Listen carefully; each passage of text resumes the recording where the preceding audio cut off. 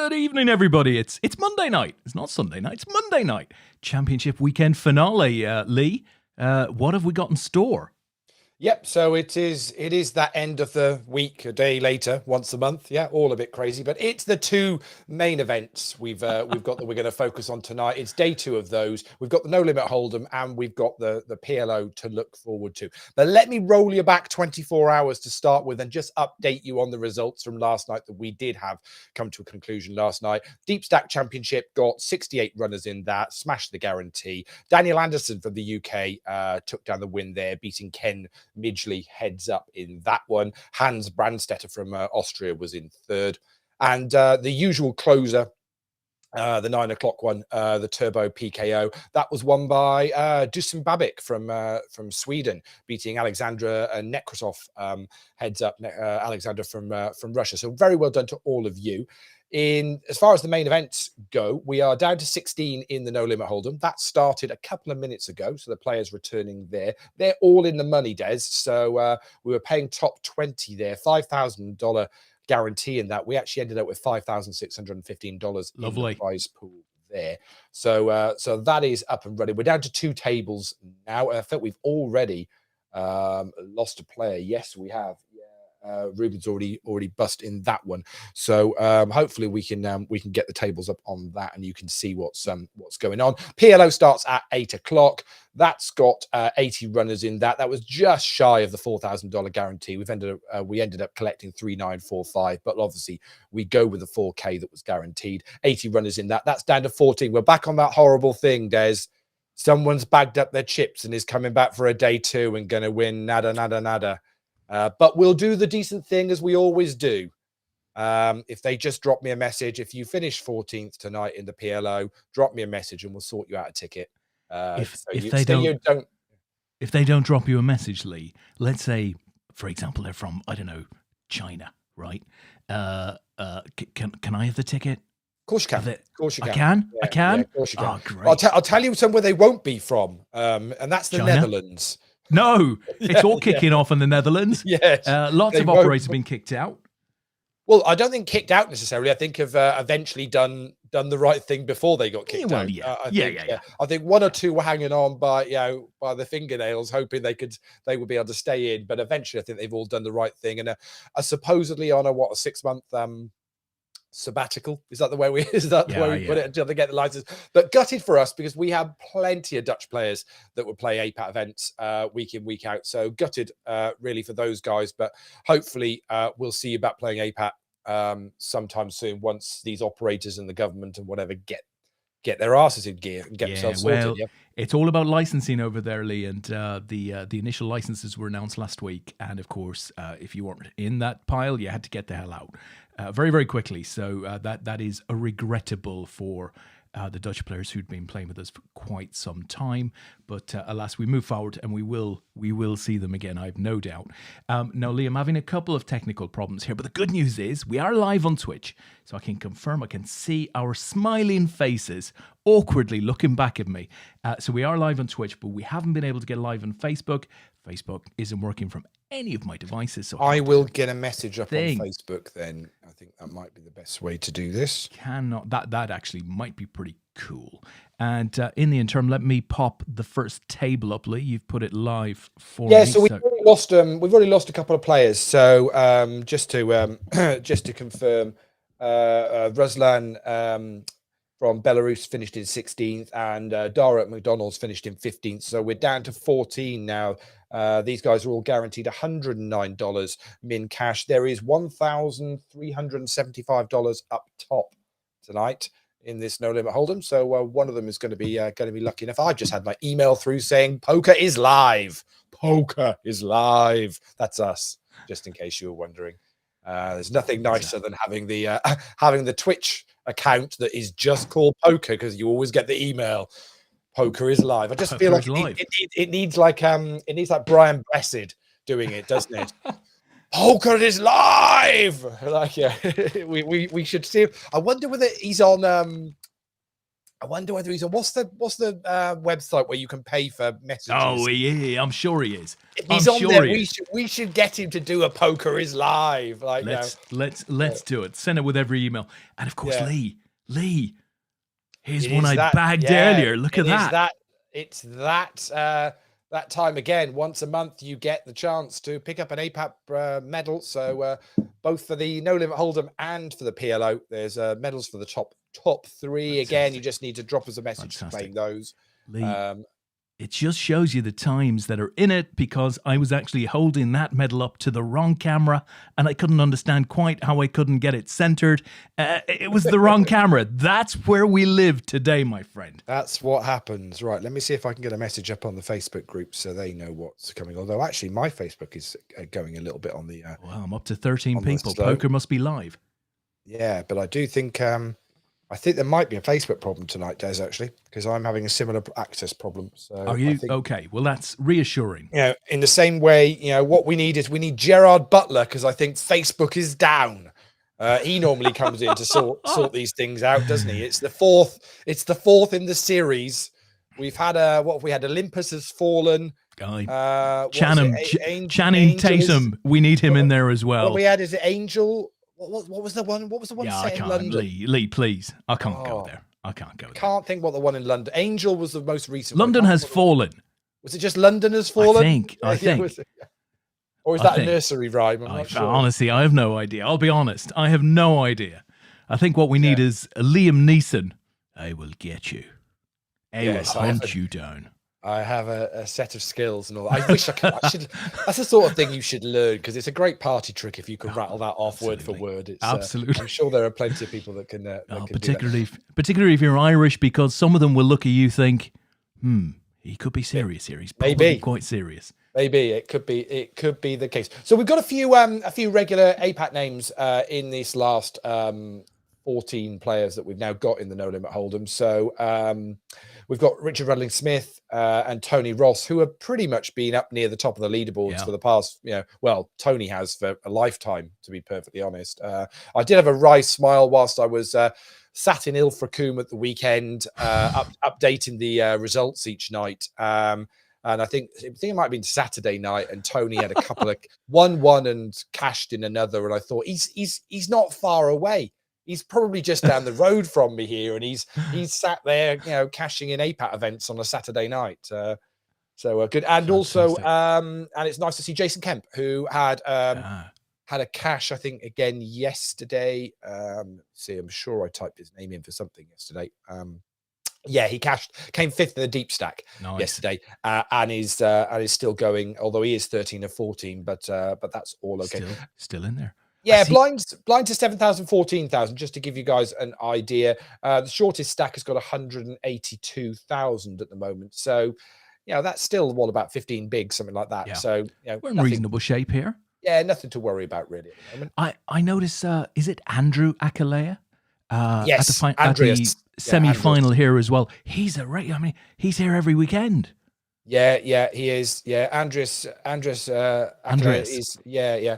Well, it's kind of spelled Aquilia, isn't it? And I don't know. I'm not entirely sure how to pronounce it, but I do recognise it. He's very much a regular here on finals night. He's got a UK flag attached to him. But there's a few regulars from dotted around the world that are playing. A couple of the Russian players still going strong in that one. But meanwhile, we've got see which table we've got up. We have got that one. Fabio wins that particular hand. So we've got both tables. We've got action on both tables. So that's you're seeing table one there. Let me flick across, and then you can. There we go. Okay, let's see who's on. And then you can see that one. Jan Strazazar is there as well. Our WCOAP bracelet winner.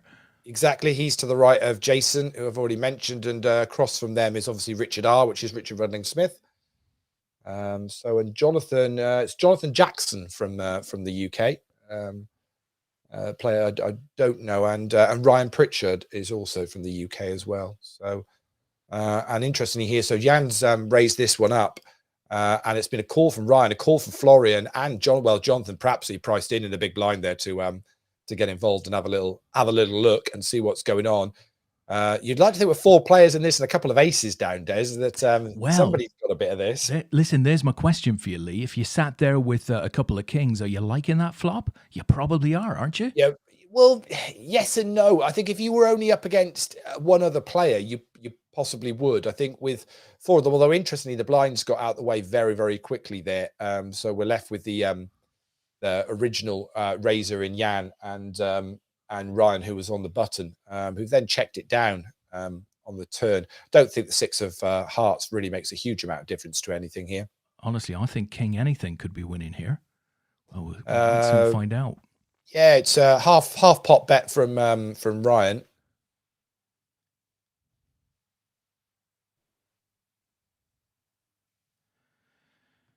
It's not a super quick call from Jan, so he's either going over the top and playing it very tidily, or he's going to let this one go. He's gone into a secondary time bank. I mean, they've both got decent stacks. I mean, Jan can easily afford to call it off, but he doesn't in the end. I think it's difficult to. I think you can make the raise with the king speculatively, but I don't think you can call with it, or at least it's a lot harder to call with it.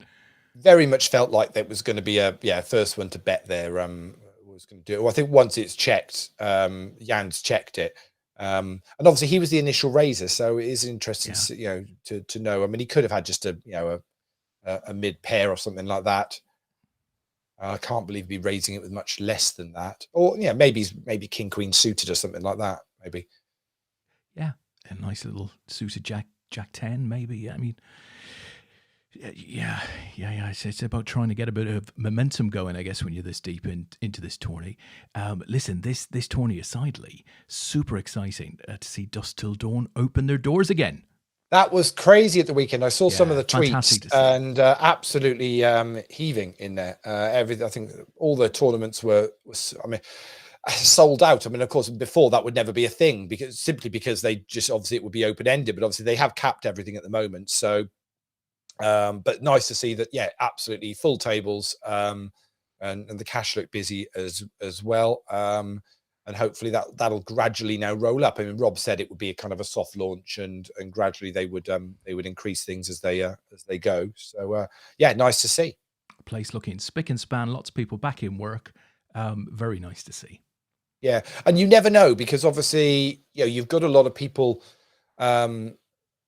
Dealers and kind of that type, and certainly the workers in hospitality in general, and who have moved on to other things, and so you're never quite sure whether you're going to be able to actually facilitate these bigger events. But hopefully they'll, with a little bit of recruitment over the next couple of months, they'll be in a position that I know Rob was teasing that come January they've got some some big stuff planned that they want to roll out. So it'd be good to see. Oh, very good. For sure. Good indeed. So Jason, the shorter stat, or one of the 2 short stacks of this table are Florian. I think probably does the right thing here. If you're going to get them in. With what did he have? 11 bigs there. So and nicely adds to his stack. So that's I think that's probably the way to play it. Gives himself a little bit of breathing space, at least for another orbit or 2. I would suggest. So the PLO starts at 8 o'clock. So 14 players back for that one. Di Farrell is still in that one. Brian Yates is third in chips. Wow, in that one as well. So we've got to say a couple of names in that to keep an eye on as well once that kicks off. Very good, excellent. Yeah, and as far as the leaderboards go for this week, Tony Ross was top of the table going into this. As of before yesterday's tournaments, and obviously he's still going in this event now. Had 4 cashes to his name. Since then, Matty Ogilvie from Canada has overtaken him, but I think Tony will regain that lead once we pop his result in from tonight. But Matty's had 6 cashes this week.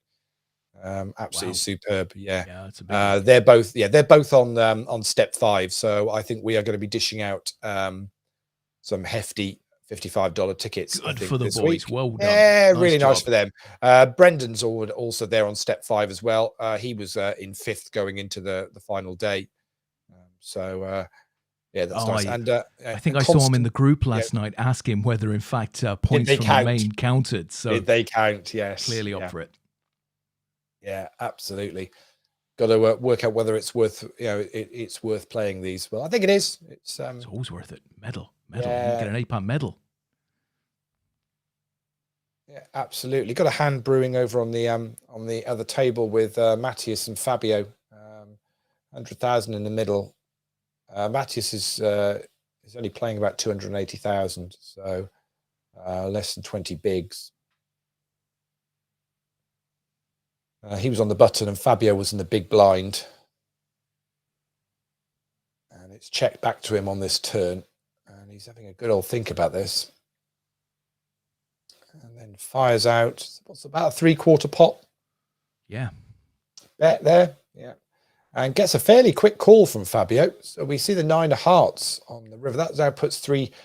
It completes a lot of things. It puts three hearts on the board.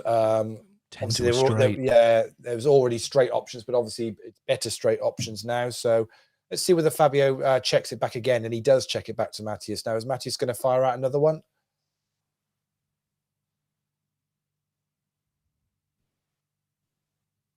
Meanwhile, on the other table, we've just seen Apo's 6s hold against Ryan's 5s, so that's a double through for him. 5s versus 6s. Well, Matthia's taking his time here, Lee. And he's checked on Well, his the 8. So he flopped the set. Tricky one for Fabio. I mean, he's 2 pair. It's a horrible one for both of them, really, isn't it? He's all over it. Really, I can see why the chips went in. The pot was building there. So Tony Ross is there now, only up on about what's he got, 200,000. So that's about 13 bigs now.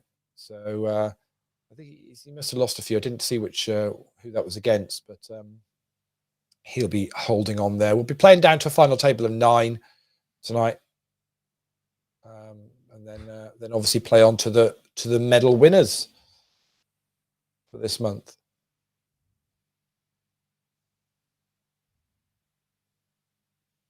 And the short stacks again. So Rihards does what I think the sensible thing here is when you're playing 12 bigs, it's folded round to you. You get chips in the middle, and who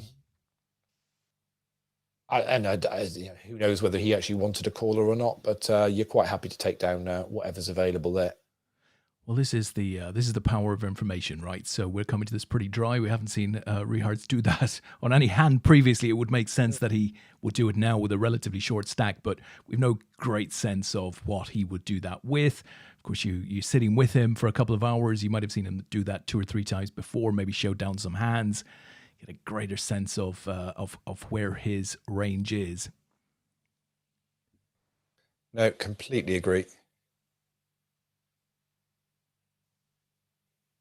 So nice little starting pot here, 100,000 in the middle as we see 4-5 king. Fabio again involved, who seems to be quite active on this table so far.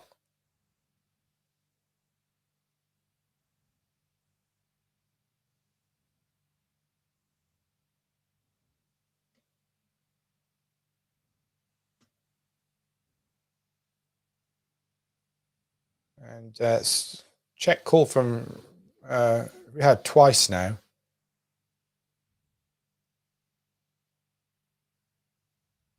The king's going to take it, and it's good. I think it's difficult. I didn't see Fabio firing a third time there. I think at that point, once it checks again, you kind of it feels a bit trappy, doesn't it? As if like, well, okay. And if he's not hit whatever he was drawing to there, then you're not going to put any more chips in the middle, I don't think. I'll tell you, Lee, WhatsApp and Facebook might be having some technical issues tonight, but this display on the monitor is absolutely superb. You're plugged in with Ethernet? I'm plugged in with Ethernet. I mean, it's absolutely superb.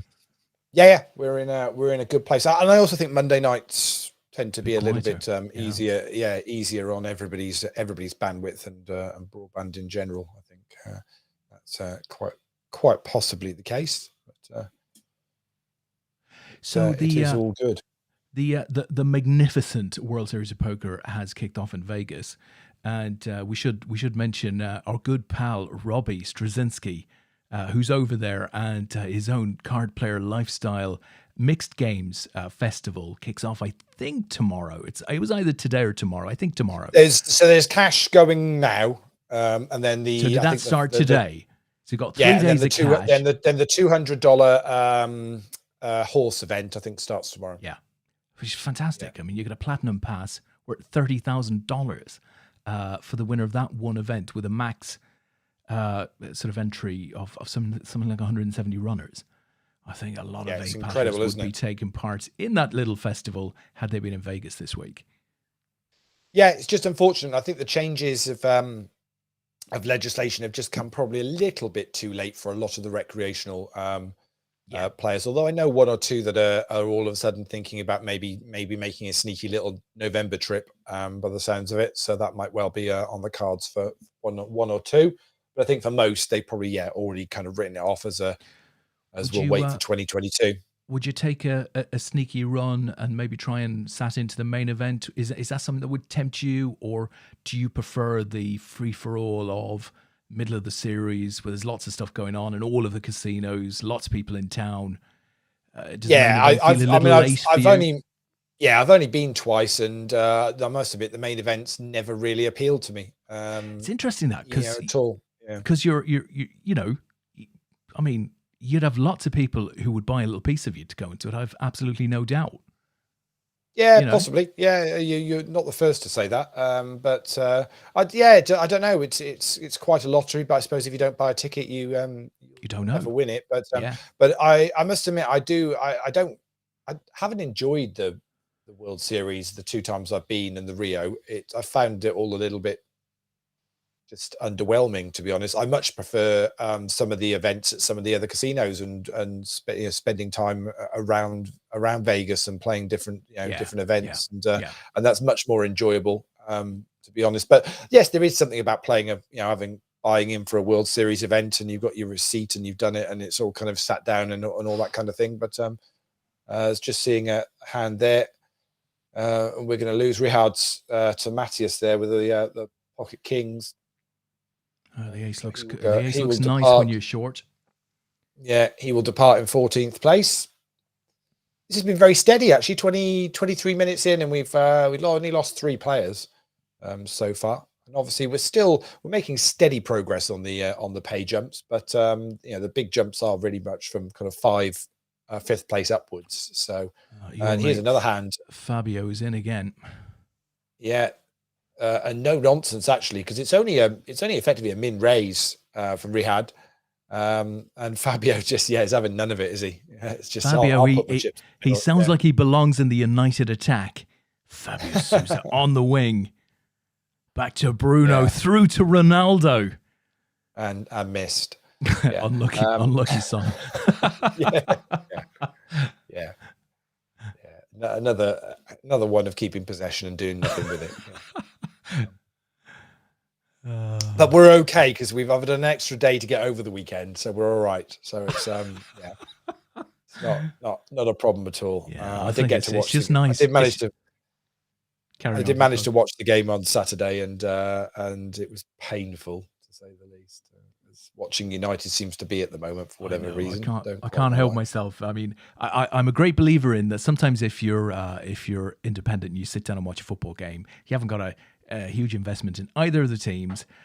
You don't know which team you're following until somebody actually scores a goal, right? I'm a great believer in that. You watch a Champions League final, 2 European clubs, you're not that bothered, but one of them scores a goal and you either go yes or no. And then know, right? And then you're with it. And then you know. Completely. So when Everton equalised against United on Saturday, I went, yes! Now, a Liverpool fan having that reaction to an Everton goal is a very, very foreign place to be, I have to say. I don't think, having seen the write-up from the Liverpool-Man City game yesterday, I don't think either of those clubs have got to worry about United for the title this year.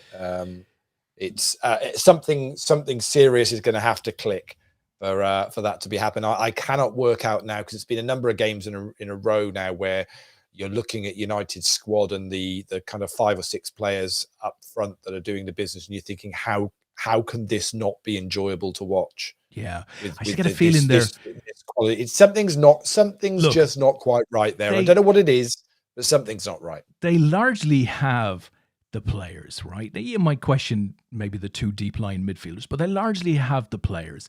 But they seem to lack that, viciousness from the line, that winning mantra that Ferguson was so big on. You could see it with Ronaldo coming off the pitch on Saturday. He was absolutely apoplectic that they had dropped 2 points. And Ollie and Carrick, they just seem to be too nice for that. They're just not getting the team going. There's no point waiting till 10 minutes to go to do something. Cavani didn't look happy coming off. Bringing on Ronaldo and Sancho and Pogba, to try and actually rescue a game, but a game which I think we had something like 70% of possession. We're not creating enough big chances, and when we do create big chances, we're not taking them. So, but we've got the players on the pitch that you think should be doing that. So you then start looking at the likes of City and Liverpool and go, well, what are they doing different? Why does it work for them? Because I don't think there's a huge difference in squad quality from players, but something's not right somewhere, which is not getting the best out of that squad. The likes of Everton on the weekend, they had huge amounts of injuries. We should have been rolling that team over for fun and saying, right, off for the international break. See you in a couple of weeks. I mean, that should have just been an absolute given. And I think I put this on Twitter after the Villa game. We're allowing teams to get into a game. Liverpool don't do that. Granted, City was a different thing altogether. Oh, well, City are always a different proposition. But most of the teams in the league, Liverpool, from the moment they kick off, have pretty much got their foot on the other opponent's necks and won't let them breathe. Yeah.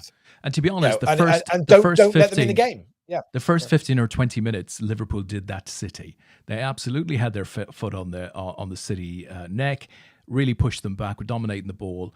And then, City just took over for 25 minutes, looked incredibly dangerous. And then I think Liverpool probably had the better of the second half. I thought it was fascinating. Klopp came out and quite detailed tactical explanation of what went on. And you kind of go, well, okay, I get that. And he made the changes and the players understood and did it. I mean, you can go on about whether Milner should have been on the pitch and blah, blah, blah, blah, blah. But hey, you win some, you lose some in a season. It's not, it's end of the day. I can't work out these days what's a yellow card, what's a red card. Yeah, well, that was clearly a yellow card, so he should have been gone.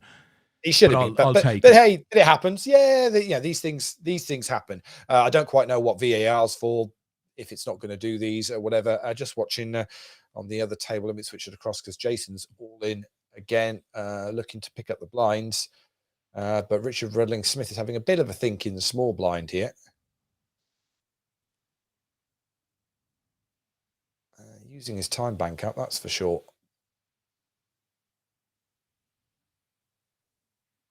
So as Rudders considers his next action here, just on the VAR thing, VAR didn't intervene because it was a yellow card question. It wasn't. Oh yes, of course, and they're not allowed to, are they? It's out of brief. Yeah, that's really weird. Both of Rich's time banks have gone there. I wonder whether he's disconnected. Perhaps. I mean, that seems really strange to use up both of your time banks there in the small blind for a decision that's you're either putting your chips in, it's your tournament life, but you're either putting them in or you're not. Seemed a bit strange, and he's instant folded there. I wonder whether he has. It smells of disconnect, doesn't it? Yeah, it does a little bit, doesn't it? Is Facebook back yet? That's highly unusual to see Facebook offline. When I went on the app, I was getting. Still not there. No, I'm still getting. Oh, it is starting to. Yeah, it's starting to come back in now. So I'll see if I can get a message up. Have you seen any messages? Did you get the message I sent you on WhatsApp? No, I got a message on Discord, and that was it. Oh, okay. Yeah, no, my Oh, it's still not. Facebook's still not going back into the groups. No, there's obviously a serious outage somewhere in the Facebook world. own WhatsApp, don't they? Yes, Am I they right? do. Yeah. In which case, Yeah, I yeah, wonder yeah, if it's a Facebook server, they global paid a server thing. lot of money for that. I did indeed.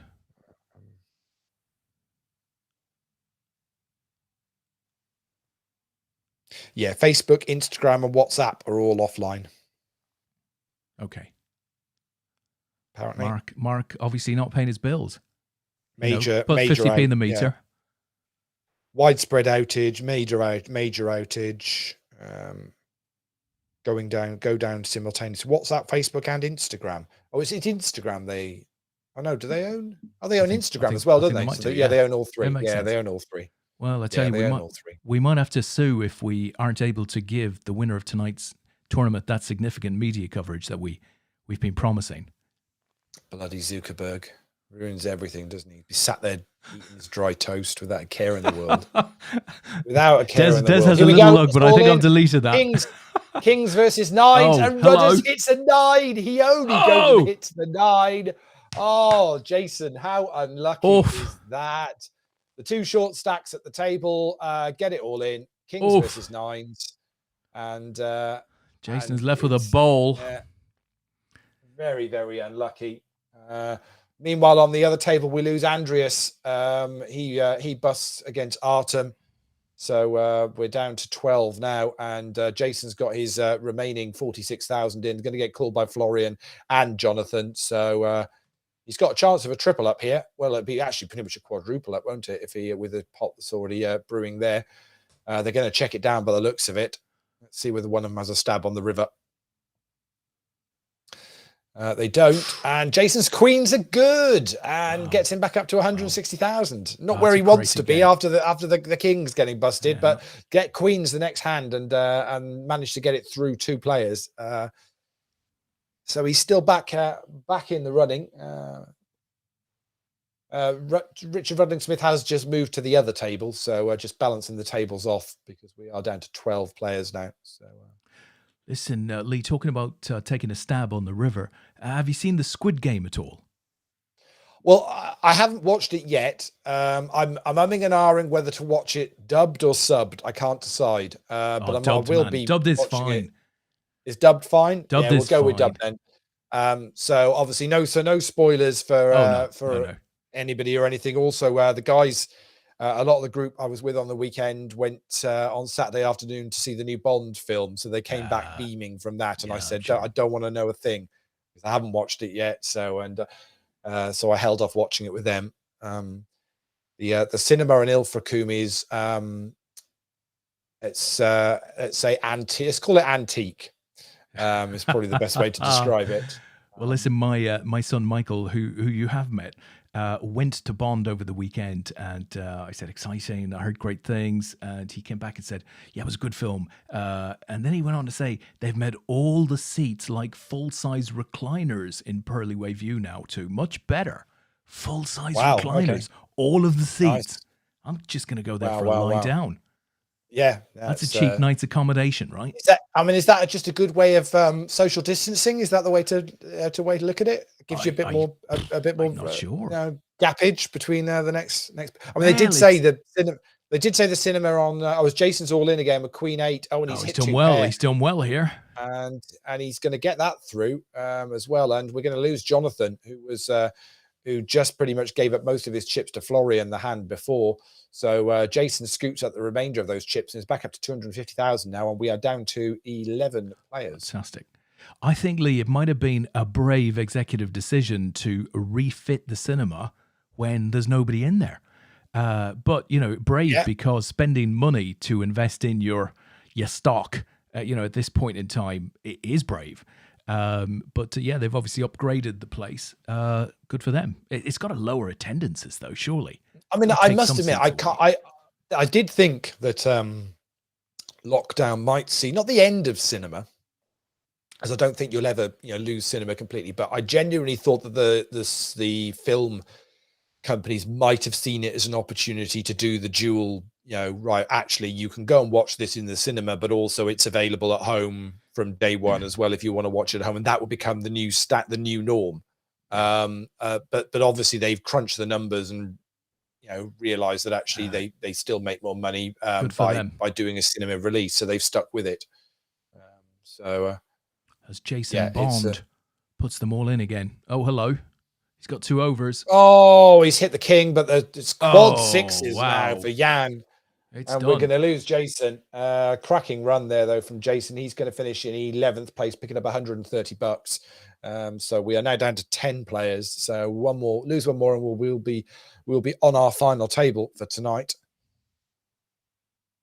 That's unlucky, really. Sees the card that he wants to make a pair, and on the other table it's queens versus kings, and Tony Ross hits a queen. Oh my word! Oh, how about that? And he's breathes again, and we're now hand for hand because we're on the we're one off the final table now. So Tony gets it in, queens versus Matthias's kings, and flops a queen. The Spice Queen does it again. Yeah, that's what you want. So he's gonna hang on in. Meanwhile, hand building on the other table, which bet from Ryan on that turn takes that one down against Jan. So the shorties here now, really on this table, it's Apo with 182,000. Blinds are at 12.5, 25 now. So that's put him on about he's got about seven or eight bigs there, isn't he? On the other table, it's Tony, who's the shorter stacker with 250,000. Fabio's all in against him. Fabio's gone in with King 2, and Tony's made a call with Ace Queen. And it's quad 4 ace kicker plays for Tony Ross. Oh my word! He's gone from about 130,000. He had about five or six bigs, and he's now up on 20 bigs, 22 bigs in the space of a couple of hands. And Fabio's all in next hand. I have a feeling Fabio's all in button might get worn out here in the next 5 minutes because he seems to be quite active. I suspect his range is quite wide here, Lee. Yeah, and it's just whether anybody in the blinds here is going to have picked up a card so they think, do you know what, I'm prepared to give this a whirl. Not this time round, so we'll go on again. I think we'll keep on this table for a minute because this could well be the active table. I have a feeling again if it folds round to Fabio, he might well open this up.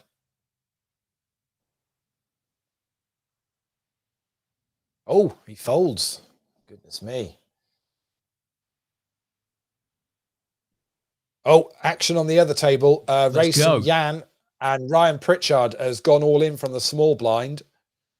Florian in the big blind. Decision on him first, but then it's going to come back round to Jan.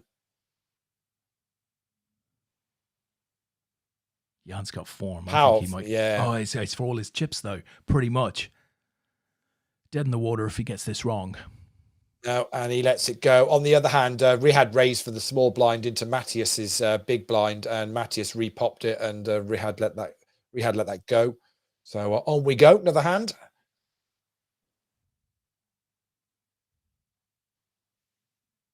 Hey, this talking through the poker is good. We should do this more often on this show. That's crazy. Who wants to listen to this? Honestly. So both tables have gone blind on blind. So we're just watching this one between Florian and Artem, and Florian's raised it up. Artem's made the call. We've seen a flop on the other one as well, Matthias against Richard Rudling-Smith. So we'll keep an eye on both of them. So how was Ilfracombe? Wet, miserable. It was just, the weather wasn't great, but it was the place we stayed in was absolutely stunning. Only recently converted as a place to book up for a large group for a weekend or a week or whatever, right by the coast. So you're right by the beach, right next to all the action. You're right in the middle of the action in Ilfracombe of a weekend. But so lovely. Yeah. Presumably the weather not good enough to have a walk down by the beach. Yeah, we went out for a couple of walks, but it wasn't. Yeah, you weren't going to be doing much more than that. But lovely. Yeah, nice. Just nice to get away for a couple of days. I've just come back with a bit of a cold. That's the only thing. Absolutely. Didn't get much sleep. Just you got the COVID, did you? Oh, it definitely won't be COVID. But I insisted on everybody taking tests before I'd go into the house, so it's all right. It's fine. So. Fantastic. And Tony's Restaurant, good recommendation?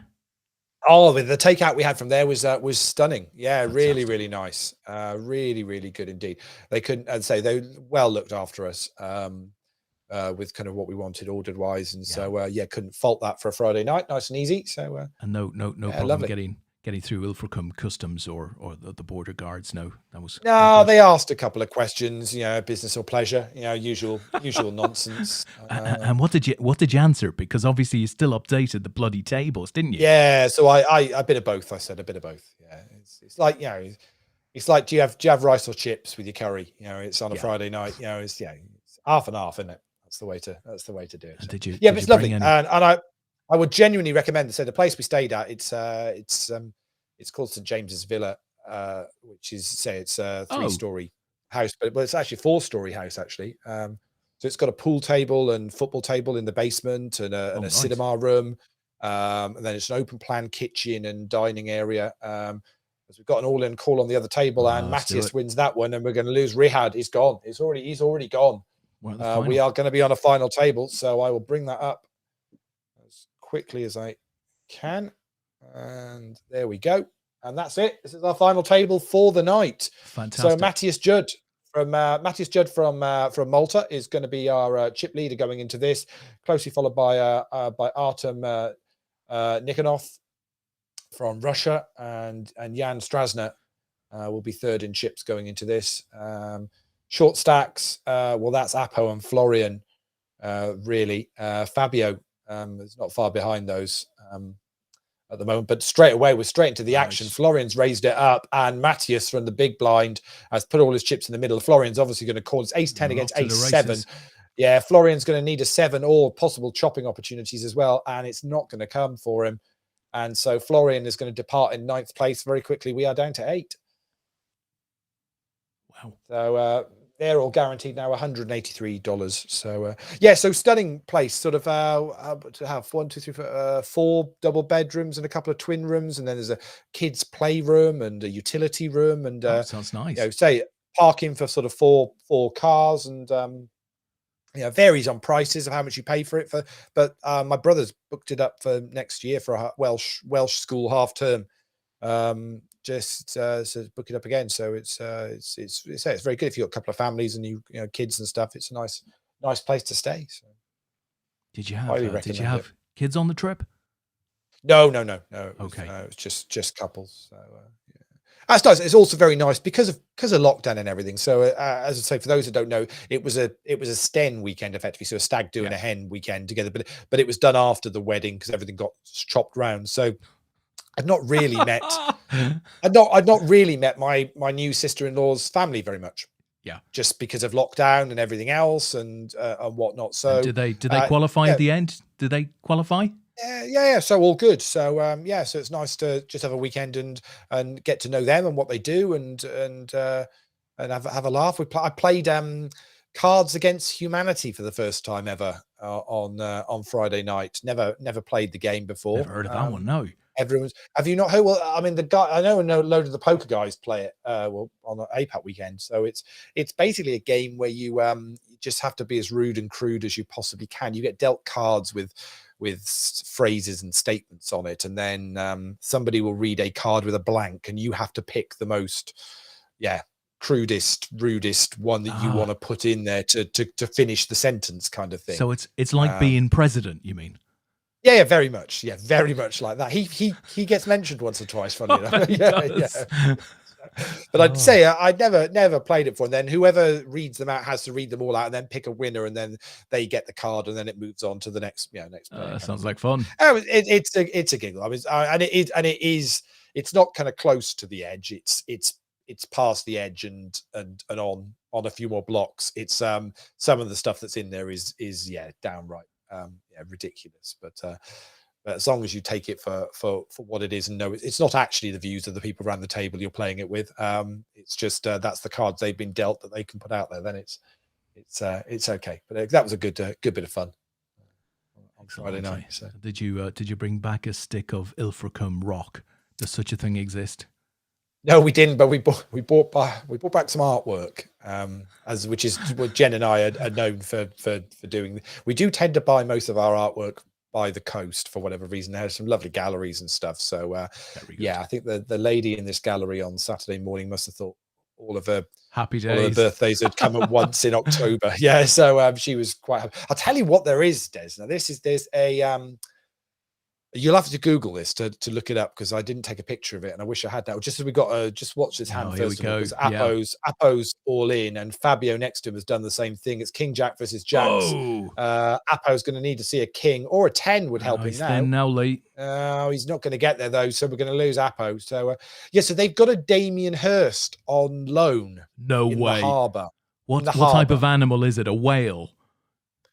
It is it's a naked pregnant woman with half her body with no skin, holding a great big sword up in the air.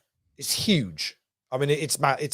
Google it. It's to do with something and justice, and I did read the blurb on it. But yeah, it's on loan. But it's insane, and it points out from the corner of the harbour out to sea. It's the most bizarre thing. Wow. You've ever seen, but it's only on loan apparently. So I don't know what they used to have there. But they temporarily they've got that for however long, I don't really know. But yeah, but it is very weird. So it's half and half, straight vertically down. So half is no skin.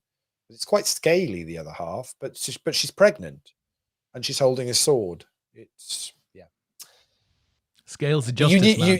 Yeah, but you knew the minute I mentioned who the artist was, it was going to be weird. Well, yeah. I was expecting half a cow and suspended animation or something. Yeah. Detail. Yeah, you knew it was going to be weird, because he doesn't do anything other than that, does he? So basically, that's pretty cool, though. I mean, it's pretty cool for the town to have something like that. It was quite busy. There's a lot to say. There's a lot of people still around, for considering it's kind of out season. Mini golf was closed, unfortunately. Jen's still getting over it. She's in therapy for that now, because she was desperate. I mean, it was waterlogged, to be honest. You couldn't. I mean, there was water in the holes on some of that. You wouldn't have been able to play. It would have been a nightmare. Tell us what the rulings were. Yeah. Tell us the truth, though. Did she bring a bag of woods? Yeah, of course. Yeah. I mean, she was fully prepped, ready to go. It was like, at one point, she wanted me to break into the hut just to get, to get a proper pencil. Yeah. Just like, Janice, it's just not happening. Just honestly, just leave it. It'll be fine. Yeah, it's all good. So yeah, so our one of the Ilfracombe Massive, Tony, is going well here now. Yeah, I mean, the guy's got he's got an unbelievable record over the last few months. Yeah, how's he doing it? How is he doing it?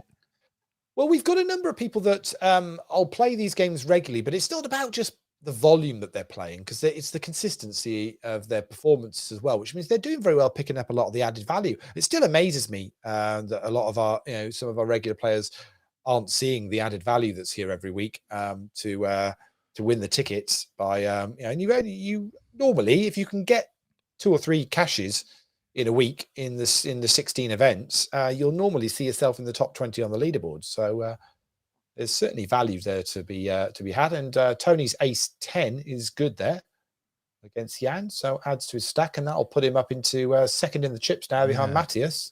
So 800,000 is average here. So Tony at just over average now with 874. Yeah, it's quite flat again, isn't it? We had this, is it last Sunday, I think it was, where there wasn't much difference between anybody. Richard Rudling-Smith is the short stack at the moment with 327,000. But that's still 11 bigs, as he's in the big blind here and seeing a raise from Jan. And we'll say a big up to Killing Bird in chat. And Richard says, okay, I'm going to put my chips in the middle then. And Jan gets out the way. So, I mean, that's really the only option there. He's not really going to want to just,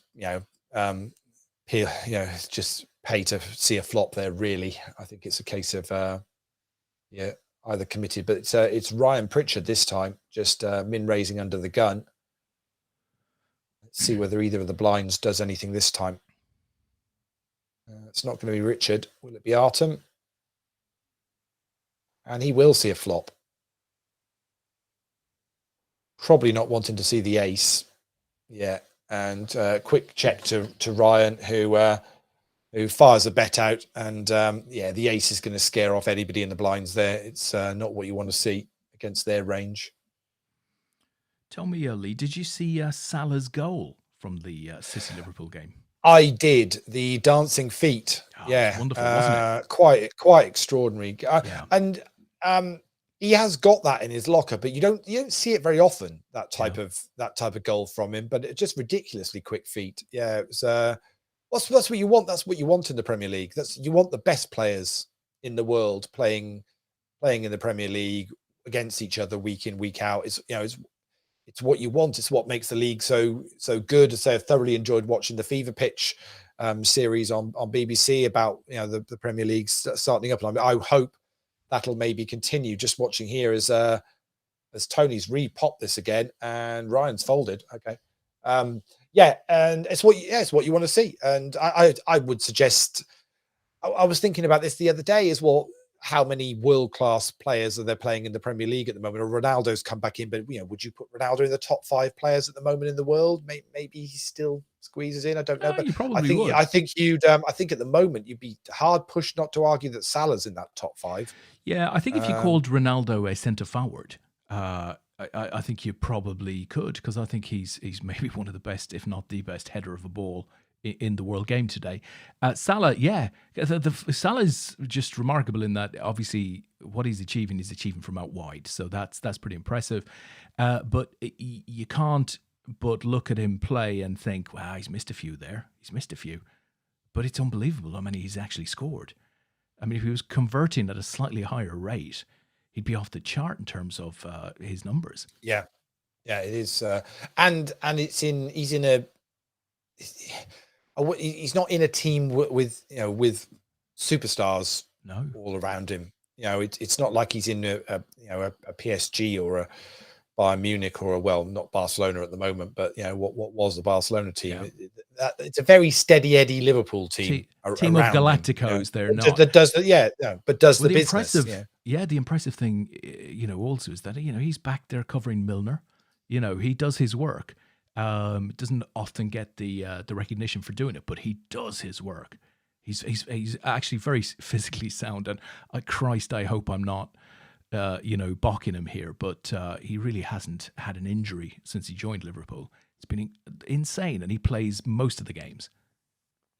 Yeah, and you need it, because also Mane's been a bit hit and miss. Oh, very certainly this season, but was done for a lot of last season as well. Firmino is another one that's just not been, well, because Salah has given you that. Salah has given you that consistency. Yes, he might miss chances, but he's been up there super consistent now for 3-4 seasons.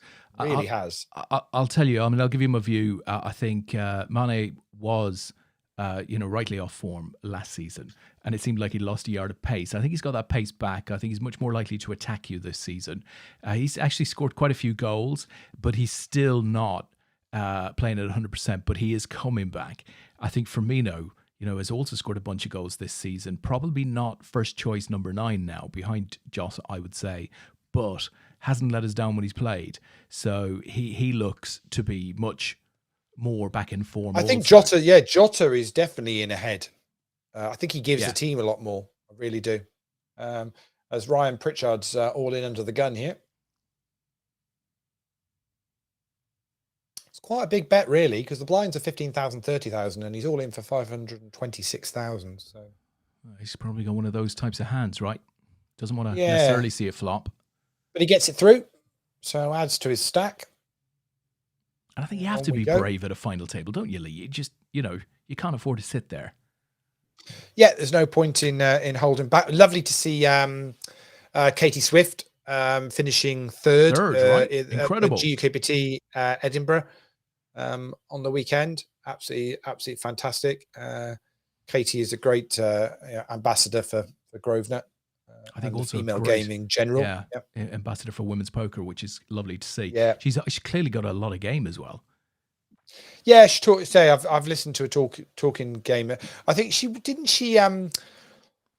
She final tabled a Goliath, Millions right? event at Dusk Till Dawn. Well, she? yeah, she finished second in the Goliath, and then she final tabled a Millions event at DTD, and she should have won that event. Her play on that final table was superb, and she got very unlucky not to win that event. And I watched a lot of that live stream and really, really rated her game. It was absolutely superb. And she really, if you were kind of looking at it and going, right, judging it on who's played the best at that final table, Katie deserved to win that tournament. But No, fair unfortunately, play. it doesn't always work that way. Yeah. Well, you got to say she's been consistent, though. I mean, she does get quite a lot of results, and that's always impressive. It's harder to do when you're a site pro and you're getting people who want to play against you. Well, you always have the target. We've talked to a couple of the Unibet ambassadors, haven't we, in recent times, and asked that question to both of them really about the, do you have a target on your back when you're a pro and players just want to play hands against you because they want to bust you, and you have to vary your game accordingly. It's not an easy thing to do. It's not just a case of going, oh great, I get paid to do this or whatever. It's there's a lot more. It does affect the way you play the game. Absolutely. And listen, I don't know if you know this, but she might not even be the most talented gamer in her house. Her son, he's a keen golfer. He's only 13 or something. Been chosen to play for England, I think. He's winning sort of games down at his local golf club, against the adults and stuff. I don't know. I think he might be playing off scratch or something at 13 or 14. That's insane, right? That's absolutely ridiculous. But again, golf is that sort of thing. If you can play at a young age and have the time to practice and get going, it's something which you've then got in your locker. You try and learn golf at 30 or 40. You haven't got a hope in hell's chance, have you? Really? Got a 1 foot backswing. Yeah, it's just not happening. But good for him. That's fantastic. Yeah. And it's healthy, right? He's out there walking the miles. I mean, that's super as a teen. That's what you want. It's absolutely superb. So we are 5 to the hour. So the players are on the break. We have got 7 players remaining now. So these guys are all guaranteed $215. Up top, $1,375, which also means that we're just a couple of minutes away from the PLO main event day 2 starting. That'll be 14 players returning for that. We'll keep an eye on that one for you as well and jump across to that once this one comes to a conclusion. So I mentioned, 3 players that to kind of look out for that are APAT regulars in this No Limit Hold'em. They were all sort of short stacks really going into this day 2 when we started with 16 players at 7 o'clock. But we see Tony Ross and Richard Rudling Smith, 2 of the 3 on this final table with 7 remaining. No surprise either, Lee, based on trends. Yeah, I would suggest Tony's probably so this is week 30 of leaderboard ladders, which is quite a scary thought. I'd imagine Tony's probably won the most tickets in those 30 weeks. So, I would have thought so. I know Gordon MacArthur went on a cracking run and picked up quite a lot. I don't like to be reminded of that, please, Lee. Yeah. Very painful at the time because we called him a cheap date and he became very expensive. Yeah, very, very expensive. But I still think Di Farrell still has the record for the number of top 20 finishes in a row, I think, because she went on a ridiculous run of finishes. Absolutely incredible. Just sort of consistently, just bang, always there. Well, listen, the next time she's over from the States, we'll get customs to stop her and just ask her a few questions about that, just in case. I think she's back. There's any dodgy. What, back? No, I think she's back. Oh, I didn't know that. I'm pretty sure she's back. Yeah, I think so. Yeah.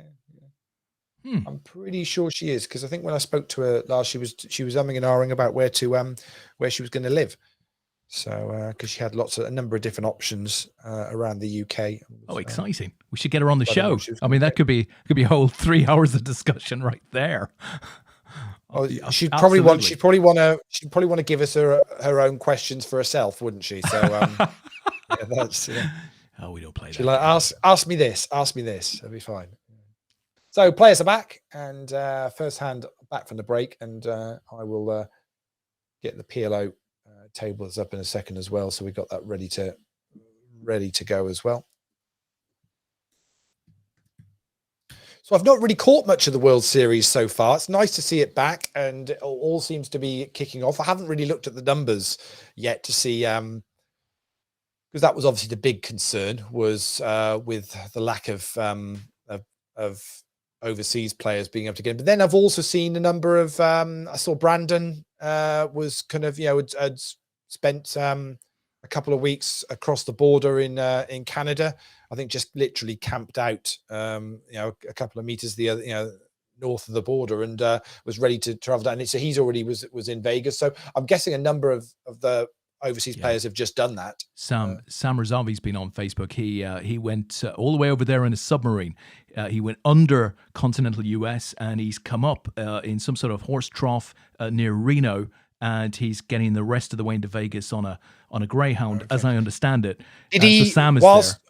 Whilst he was on the submarine, did he work the murder out? Did he work out who it was? Oh, that's just that was so disappointing. What I mean, yeah, it's a weird one. It's building up, and then but that does tend to happen quite a lot of the time. It's the conclusion is never as complex as you would love it to be. Because I guess it's that balance between far-fetched and just, well, this is just what's happened. I don't really know, but I just know we'd peaked and we'd gone over the other side of the curve when I heard myself mumble the words, "What's that, Jackie?" At that point, I knew we were coming back down. But apparently, the new one that started last night. No, apparently what's that then? It's supposed to be even better than the submarine one. So I love British drama. Right? All in a call. Oh, hello. All in a call. It's King Queen versus Ace Queen, and the Queen gets there. It's the King Queen that's not looking good, and it's going to be a double up for Jan against Matthias, who's the chip leader. It still stays the chip leader, but a huge hand for Jan there to get a double up. Ace Queen versus King Queen. I mean, it's not a loose call from Matthias there, but and he's got the chips to do it, I guess. So you're hoping that your King Queen's maybe live, but obviously absolutely dominated. So listen, without any spoilers, Lee, obviously Squid Game, right? Oh, there are a few. Say what now? Moments in that you just go, say what now? Have you watched the whole lot then? No, I'm about 2.5 in. And how many episodes are there? Do we know? We've had to go gently. I think I read somewhere, somebody said somewhere there was 9 or something. Okay. Are they every week, or are they all available? Oh, I think they're there. They're there. Okay. Yeah, but Sean's has come through it with me. Every second minute she says, "I'm not watching this. I don't like this sort of thing," but glued to it. Fantastic. Yeah, then it's back on. Yeah. Okay. It's good. Oh, well, that's what you want. I spent a bit of time in Korea once. Did you really? Yeah, I did. I was there for a few days, and Rebecca was with me, my daughter. We had a trip. over to Seoul to do some business, and interesting. Interesting is exactly what it was. Lovely place. Very, very clean. So watching the PLO's already gone straight for hand because they're one off the money. They're the top 3 chip stacks are all on the same table in the PLO. There's no justice. Just sometimes the way it works. And they've also got the short stack, I think, on that table as well. Yeah, literally sat in between them all. It's just.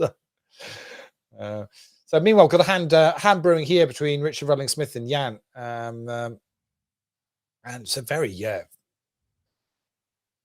fold from Jan there. Richard only just pretty much minimum re-raise there, and Jan lets it go.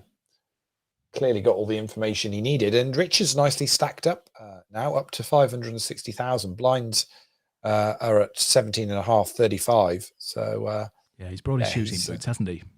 He's willing to put him in. This is the time, isn't it? There's no point in holding back here now. As you said, you made the final table. What do you want to do? Just smolder out, and trying to ladder a couple of places, or do you go with the whole,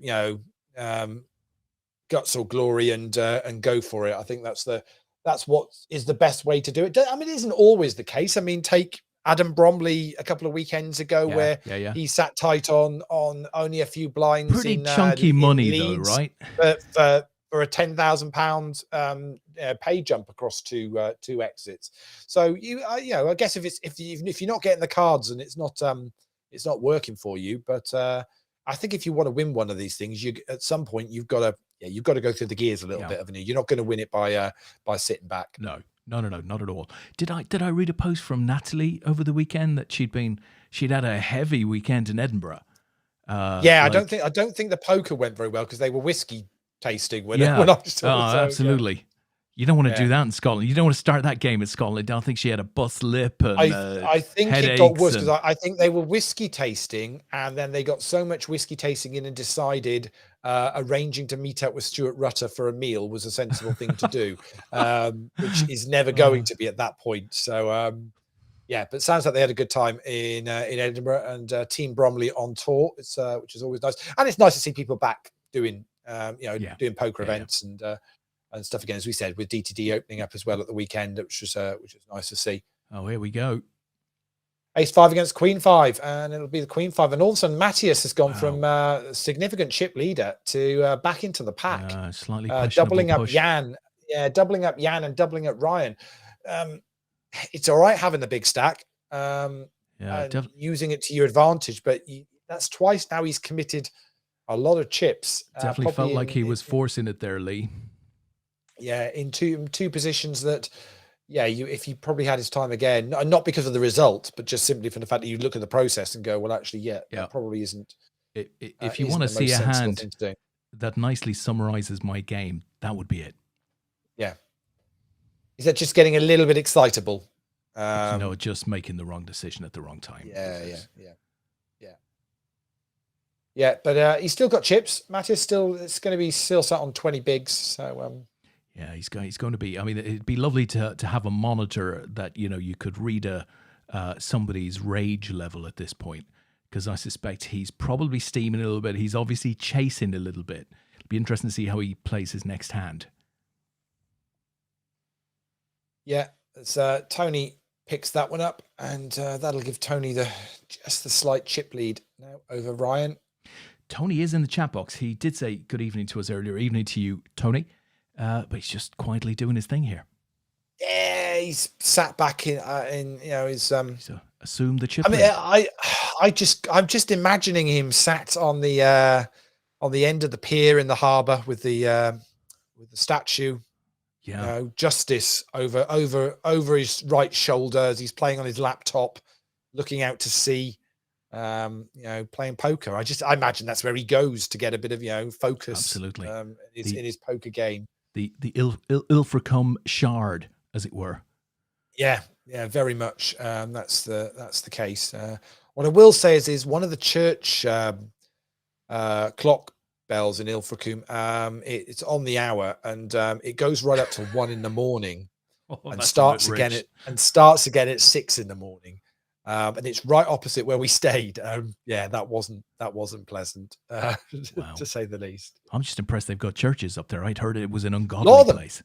No, there's a lot of churches. A lot of churches in Ilfracombe. Yeah, a lot of churches in Ilfracombe, actually. Churches and chapels. Yeah. God clearly knew where to invest his resources. Well, or her resources, clearly. Clearly needed, yeah. It was very good. So one of the galleries we were in recommended a little bakery for some pasties and sausage rolls on the Saturday lunchtime, and that was and homemade cakes as well. A lovely slices of cake. Yeah, so that was always good. No problem getting a seat in there. That wasn't an issue in the slightest. No, that wasn't a problem. And then the bakery recommended the chip shop. So I mean, they're all good. They're all little businesses that say, yeah, you want to go there, and you want to go there, and so yeah, it's nice. Should have a little loyalty card amongst themselves. Yeah, big hand brewing here, Ryan and Tony.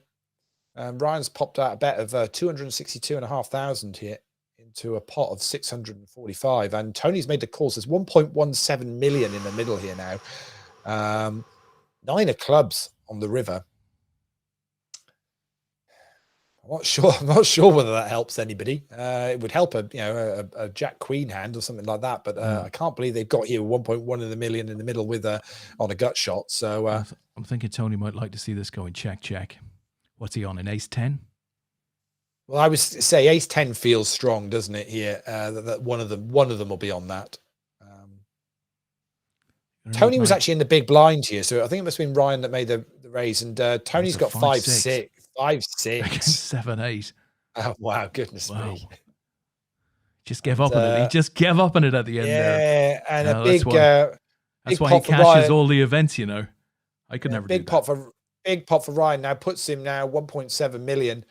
So it's 1 million more chips than the second place player, which is Jan at the moment. Meanwhile, on the PLO, the bubble has burst, and the unfortunate player is Diego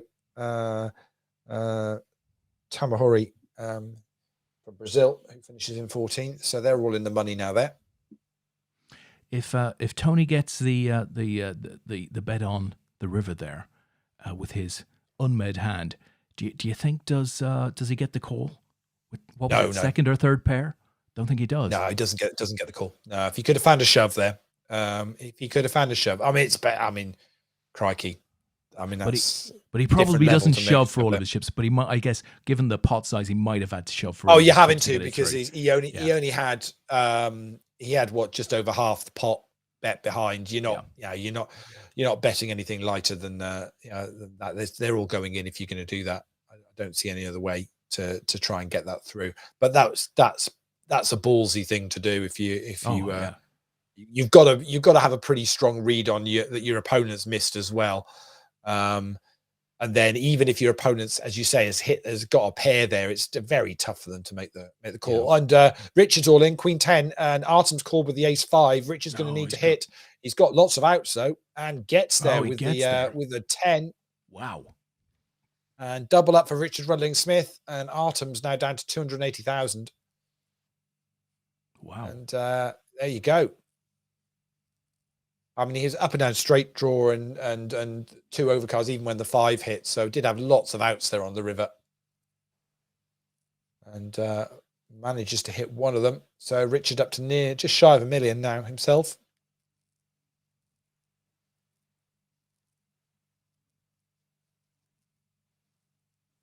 And Artem gets the rest of those chips in. Very surprised, Ryan, with his stack. So, it's a very conservative fold there from Ryan. Normally with that kind of thing, Artem's just shoved in there from the small blind, so you could get away with pretty much any 2-card call, but with his stack, but Ryan decides to let it go.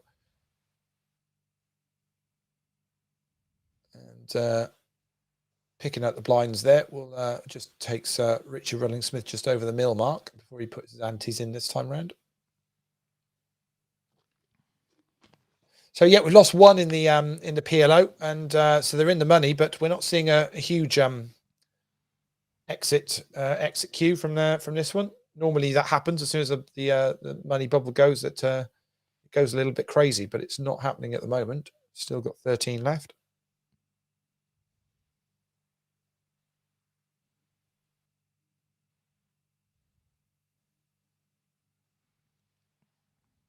So Artem again.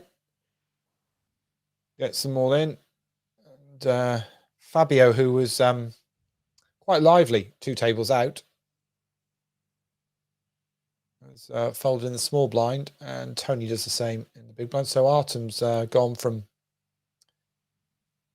260,000 to 520,000 in the space of a couple of hands there, just picking up the blinds and antes. 95,000 in the middle before we even start here. So he said he's done that, doubled his stack pretty much just by shoving. And it's Fabio's turn this time to do that. And gets a call from Tony, so we're gonna be going at it. What does Tony have here? The way. Wow. It's King Queen for Tony, Ace 6 for Fabio, and Tony hits the 6. It's going to need to be an ace, and it's not there, and we're going to lose Fabio in 7th place, and puts Tony back up to just over 1 million again. Tony's winning these flips when he needs to, because that's effectively the King Queen against the raggy ace is pretty much a flip there. And Tony back up over 1 million again. Well, I guess Fabio's reputation preceded him.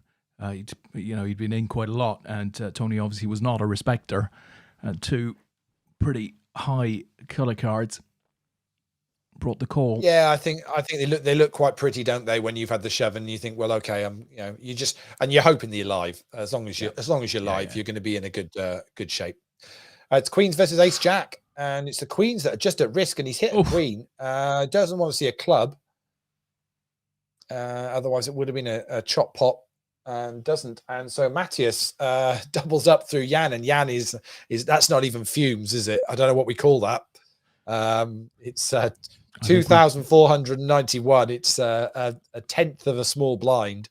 I think we call that au revoir. Yeah. It's not where you want to wake up now with aces and flop quads or something like that, is it really? It's that's been very unfortunate, to say the least.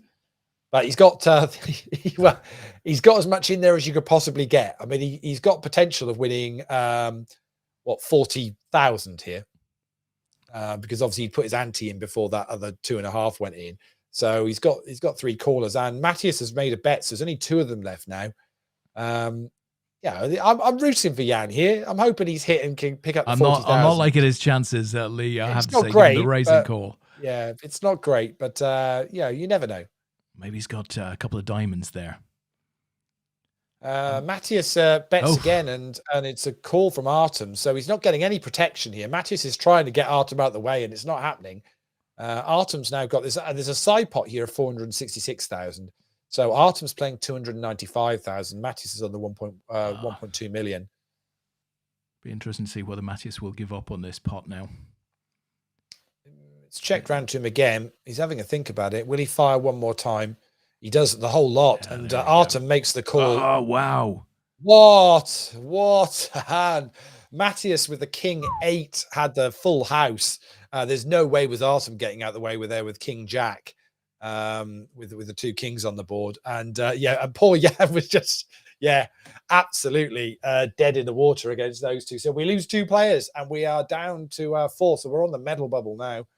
And of course, these guys now have all fairly much stacked up. So Richard Rudling Smith has all of a sudden was playing about $1 million at one point. He's now got 890,000, and he's the short stack now of these 4, with blinds at 20,000 and 40,000.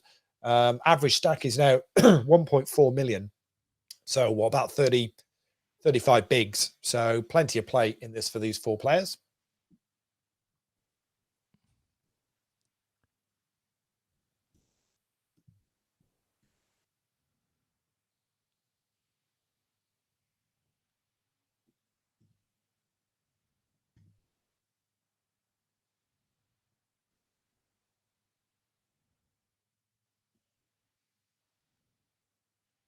Yeah, so the only thing I brought back from Ilfracombe for the weekend was a really bad head cold. So I'm just kind of full of, so if I sound a bit, bit bunged up, it's probably like being the first time you've stepped outside of a 20-mile radius of your home in about 19 months. Yeah, it is very much that case.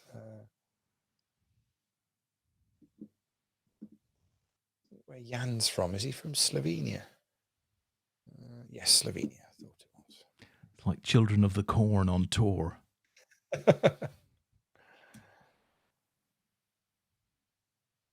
So it'll be interesting to see how this plays now. Because say Matthias has got the chip lead back again.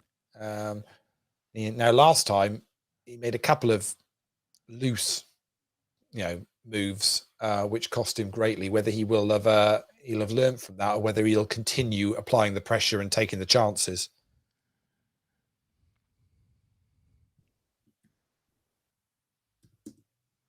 I think he'll be impatient. Here we go. Although it's pretty modest. It's a modest raise 2 times.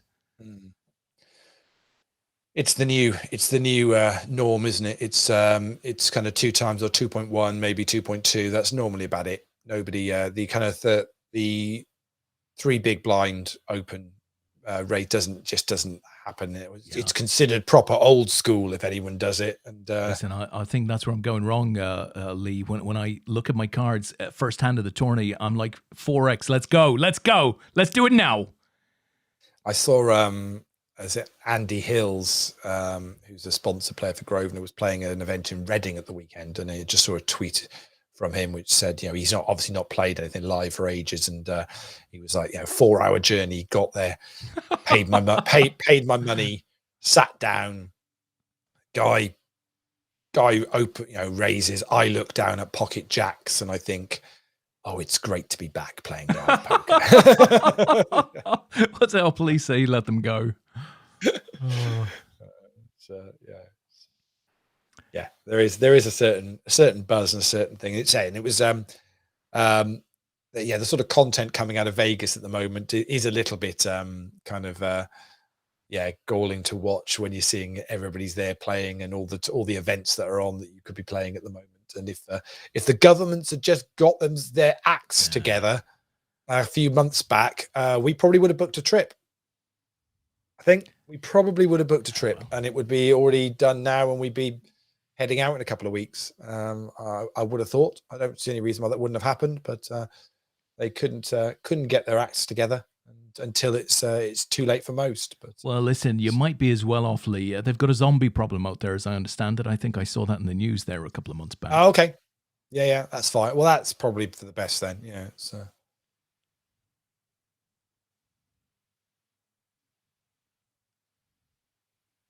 So have you delved into Apple TV at all recently? I just started watching Ted Lasso because you recommended it. Lee, I was going to mention it to you. Absolutely magnificent. So I'm a couple of episodes into that, and thoroughly enjoying that. So that's on the list of things to kind of keep working. And it's nice because they're half-hour episodes as well. So they're fantastic. They're perfect for. I bombed through 2 seasons in about a week and a half. It's just insanely good. Who do you think did they create the character Roy Kent on? Who do you think they based that on? I can't imagine. Yes, fantastic. Yeah, no, so thoroughly enjoying that at the moment, and there's lots of good stuff. I've just finished watching the end of this season, Billions, which has come to its conclusion for this season. Obviously, it's not done yet, so there's more to come on that. What's the other one which finished earlier on in the year? But do you watch Ballers? No, that's good. It's good with the Rock. That's another good one. American football kind of based program. That's well worth watching. If you like Ted Lasso, you'll I thought you'll probably like that as well. So that's Ted Lasso was hilarious. And coming back in third season starts in about a week or so's time is Succession. Oh, brilliant. Loved that. Yeah. So third season of that is back. I think it's the 16th, something like that. That returns. So again, looking forward to that as well. So it's a cracking series, that is. So it's lots going on. And it's interesting to see what what's actually been in production or had stopped in production, and they've just put it on hold during lockdown, and and is now being completed and is therefore now coming out. So I'm hoping we're going to start seeing a lot more films in the cinema as well, because it's still not a great choice at the moment, is it really? I mean, there's not been many big blockbusters, have there? But you have to say, certainly as far as series on TV is concerned, there was no drop off in quality. You'd have thought if they were making content through COVID times, there would have been a massive drop off, but that just wasn't. I mean, there's a lot of really good stuff out there at the moment. Yeah, there's a Lord of the Rings or Hobbit, Tolkien series that's being filmed at the moment. That's right. They've just moved the production. It started in New Zealand, but they've moved it to the UK now for some reason. It's Amazon Prime, I think it is. I think it's Amazon Studios are doing it as Tony's King Queen is going to be good there against Ryan Jacks, and we're down to 3, so we've got our medalists for tonight, and 2 of the guys we mentioned are in the medals. Straight in there. Straight in there. Just Matthias is the one in the middle of the 2 of them. So unlucky to Ryan. Good run from him. He's going to finish in 4th place, picking up $430, and these are our medalists for tonight. Well done, guys. I think Rudders is tying himself to this hand. Yeah, well, he's the significant shorter stack of the 3. So Rudders has got 900, but call it $1 million. Matthias on 2 million, and Tony on 2.5 million. But with blinds at 25 and 50, I mean, it's still say they've got a little bit of play here to try and work each other out and work out the best way to just kind of grind away at some chips here. But I get the feeling Rudders is not going to let himself run too short, because what he doesn't want is a situation here where, although he could ladder up into second place, but by doing that, he is then going to be up against an absolute monster stack. Heads up. Ultimately, if he wants the win here, he's laddering up and with not many chips is not going to do him very many favors. He's in an interesting spot here. He's not horrible for chips. He's got about 15 bigs, but he's got a very narrow range of options. I mean, he can push people around with that stack. Yeah, and I mean, the pay jumps are there, so it's these guys are guaranteed $607 now. It's 885 for second place and 1,375 up top. So it is pretty much a kind of double your money from third to first.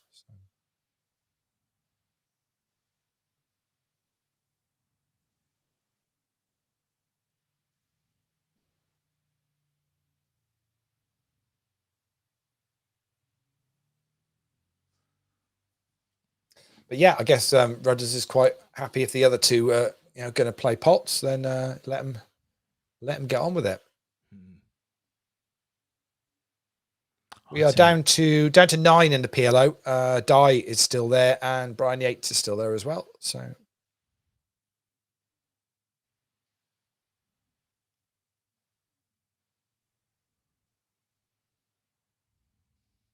wow, 10 on the turn.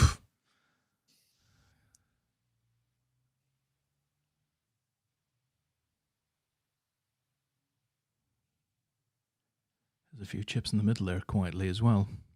Yeah, $500,000 in the pot. Tony's checked it back to Matthias again, who finds that something. It's a little bet there, isn't it? Really, what's about 20% of the pot? It'd almost be rude not to call that. Yeah, it's trying to work out, isn't it? Is it a value? But is he already good? Yeah, I mean, Tony could still be drawing to a hand here. Yeah, with 8, 9, 10 jack. Absolutely. Yeah. So he's made the call. If you sat there with a couple of eights, it's another 9. Yeah, you're quite liking that river in that scenario. Yeah, because actually, if you're on, say you are on 8s, you're not liking the rest of the board there. All of a sudden your set's not looking great. Yeah. Whereas once you've paired the board now, or you're in a very strong position. It's Tony who has fired out this time. It's confident. Again, it's bet that one. It's a little bet again, isn't it? It's another very small bet.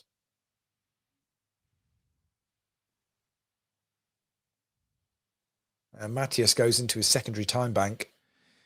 I don't think Matthias calling here. And lets it go. Yeah. So Tony adds to his stack 3.2 million now, which is double what Matthias has got. And Richard is there on 700, isn't it, with his blind as well. Yeah, he's had to sit back for the last couple of hands and just watch it happen around him, which will very quickly cost. And here we go. I think that's his move here. Yeah, I think very much that's the case. He knows with the stack sizes he can do that. It's just trying to pick your right moments to do it, and hopefully not run into something. It's good, but even for Matthias, I mean, it's more than half of Matthias's stack. So yeah, Matthias is not calling that off light. Tony may be a little bit more so because with his stack size, if he doubled Richard up, he's still got 2.5 million behind. So it's not as bad, but against Matthias, yeah.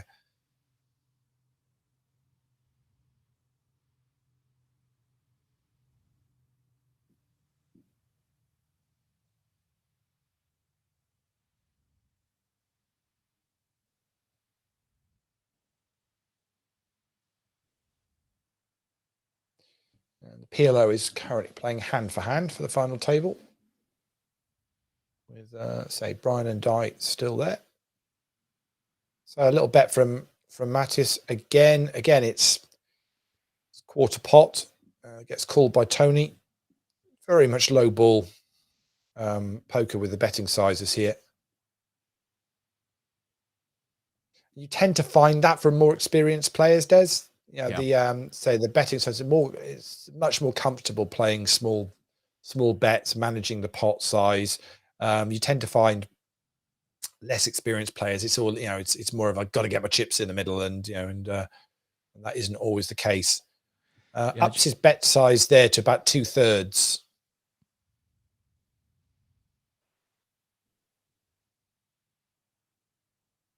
He takes it. Yeah, and this time Tony's not having it. And if you're going to play that small ball poker, you've just got to be prepared to pay it all the way down the board, right? Yeah. You've got to be prepared to play it on the river as well. You can't afford to play it for one or two hands, get called, and then you lose your bottle on, on the end.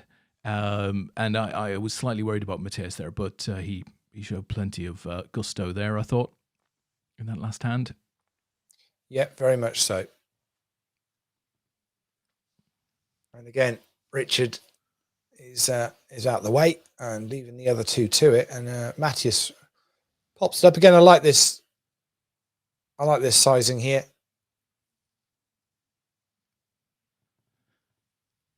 As the PLO goes to a final table, and it's Die Farrell. Unfortunately, we lose in 8th place.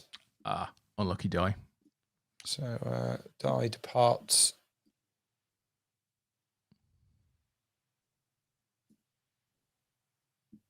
And Brian in full capitals has just done WP all and GL.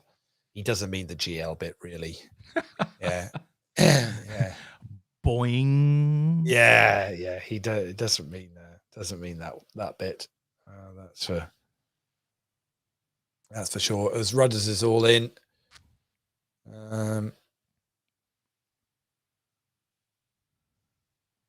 So it's 635 to call for Tony, and he doesn't. So that's the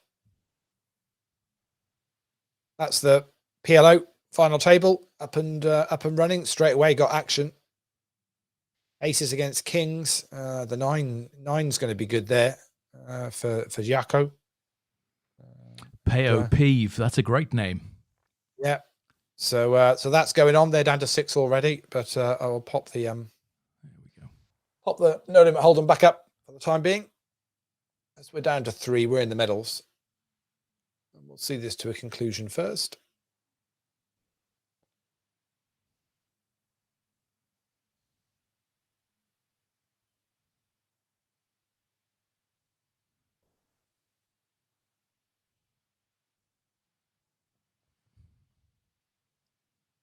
I mean, if Richard could just get, win a few hands and get a little bit of momentum going, he could very much get back into this. It's far from being a done thing at the moment, just because he's a short stack of 3. It doesn't take much for this to swing around. Yeah, I just get a sense that the guys don't want to double him for obvious reasons, but he could use that to his advantage very, very much so here. And they end up chopping that up with Blimey. Kings playing for both each. Yeah.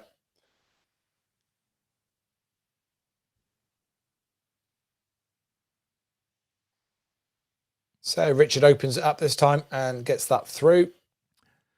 Again, like for both of them, it's the view. I mean, if Richard's is raising under the gun there, they both kind of know that he's not doing that lightly, so he's probably going to be happy to commit his stack. So it's very difficult for them to just want to get involved in the pot. Maybe it has to be said though. You go back the last 5, 6, 7 hands, and they, both Mateus and Tony have put themselves in the mindset of being very happy to play small ball. Once you get into that mindset, you don't want to suddenly pee off like 800,000 chips on a double up hand with Rich.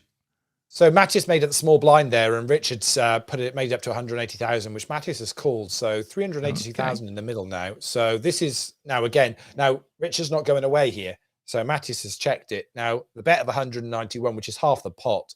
Matthias must know here. I don't see Richard letting this go. He makes the call. Is he going to check it again? He does. Will Richard fire again? If he does, I'm guessing it might well be the lot. It is the lot. Yeah, thought it would be. And he makes the A call. It's couple of pocket over eights pair. for Richard. And Matthias had hit the straight on the turn. Oh, he flopped the up and down and hit it on the turn. I mean, yeah, it's one of those, isn't it? Neither player's getting away from that. You're loving all of that that board there with your eights. Oh, if you're Richard, you're absolutely loving that. So we're going to lose Rudders in third place, bronze medal position. That's a bronze medal on its way to Wales. Very well done to him. We'll see where that puts him on the leaderboard for the week in a little while as well. And we are heads up. Matthias Jutt from Malta against Tony Ross from the Coombe, that is Ilfra. Let's see which one of these is going to take down the gold medal. It's it's annoying. I could have dropped Tony's medal off on the weekend if I'd have known. Yeah. Now I know the way to Ilfracombe. That should be a song. Do you know the way to Ilfracombe? Then I can, next time I'm visiting. Actually, I think my brother's booked up for next October. If Tony can wait till next October for his medal, I'll get him to drop it in. Yeah. Is your brother getting married again? Does he have another woman picked out? No. Save on the postage. Yeah. They're not hanging about. Tony's betting 90,000 into the board of 863, and Matthias has re-raised it, and Tony's made the call. So there's 800,000 in the middle here already. There's not a lot separating these two guys. It's going to be a big and important hand. I think so. I very much feel that way. And it just gets deeper. 1.9 million in. It's pretty much what they've got. They're playing, but each of them is playing behind. So they've got a pot-sized bet left each. So there's a third of the chips in the middle already. Yeah. If the caller is sat there with hearts, he's feeling very Matthias upset has got it all in. Matthias has made the move. And if Tony can't find a call here, then Matthias is going to take a 2-1 chip lead in this heads up. What are you calling there with, Lee? What do you need to call there? Are you calling with an ace-8? I don't think Tony was on that. I mean, I think if you've got an ace, I think you're calling. I think any ace, I think you're calling. You'd be very unfortunate to be up against similar from your opponent there. But the ace on the river, I don't think made he just gave Matthias the option if he's holding it to. Well, he could have made the shove anyway. It doesn't. Nothing stopping him from doing that. But I think right thing from Tony. Live to fight another day. Yeah. But Matthias now has the chip lead. We've said this now. This is probably about the third time we've said this on this final table, where Matthias has now taken a decent chip lead. Very much has been a roller coaster final table for him. Is he going to continue to play small ball? He almost answers that question as I ask it. Yeah, I think so. Yeah, he's got no reason against Tony. I don't think he's got any reason not to. It's kind of worked for him so far, and I think that's a certain respect for Tony's game. Because Matthias plays reasonably regularly APAT games, so I would imagine they've got notes on each other. Even if they haven't, and it's just from this particular tournament, I would imagine Matthias has stuck to his sense. He seems to, when he's firing out, if you've noticed in the early stages, it is very low ball, sometimes as low as 25% of the pot. Then he'll jump to the kind of the 2/3 bet. Yeah. And he's done that a number of times. Tony's gone all in this time on him. It's $1 million for Matthias to call from his 3.4 remaining. That's a great push. And he decides not to. It's that little 2/3 bet that Matthias makes, which it feels quite a polarized bet. It's one of those where he's either, it's either he's got it locked up and he's looking for the value, or it's just his bet sizing to try and steal the pot. The fact that he's repeated the play a few times now suggests that he's maybe doing it a little light. He can't always have it. And so Tony makes that decision whether Tony had it or not, to say, well, all right, I'm going to put it in here and see if I can get back some of those chips, which he does. And they're flying through in the PLO. We're down to 5 already in that. Wow. So only 2 off the medals in that one. Brian Yates is still there.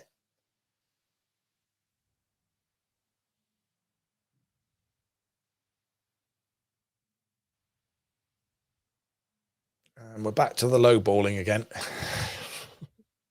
it's nothing if not consistent. I mean, it makes it very difficult to play against because both players have sometimes had it, sometimes I think not had it, but they're very consistent in the bet, the way they're playing this. So Tony pops are just under 50% pot bet in here on the river. Let's see what Matthias does. And makes the call. Wow. And King high for him was King plays. Yeah. Tony was having a go for it. Yeah, it was a gutsy little play.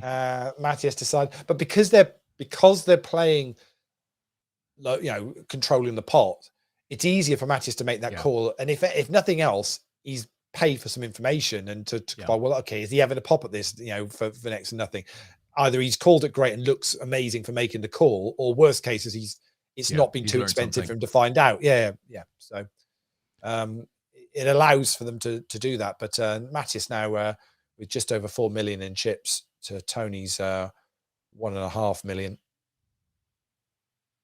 And at some point, Matthias will just, put the foot to the floor and go, okay, well, now you're looking to continue the just, grind away against the stacks here to a point where you can then go for it.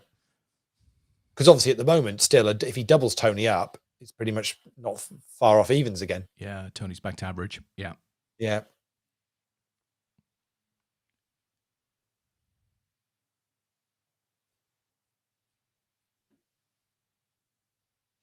And we're down to 4 in the Omaha, so they're on the medal bubble.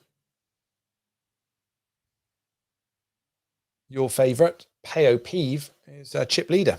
Fantastic. Great name. Yeah. Regular player, actually. Plays a lot of APAT. I think he's from Bulgaria.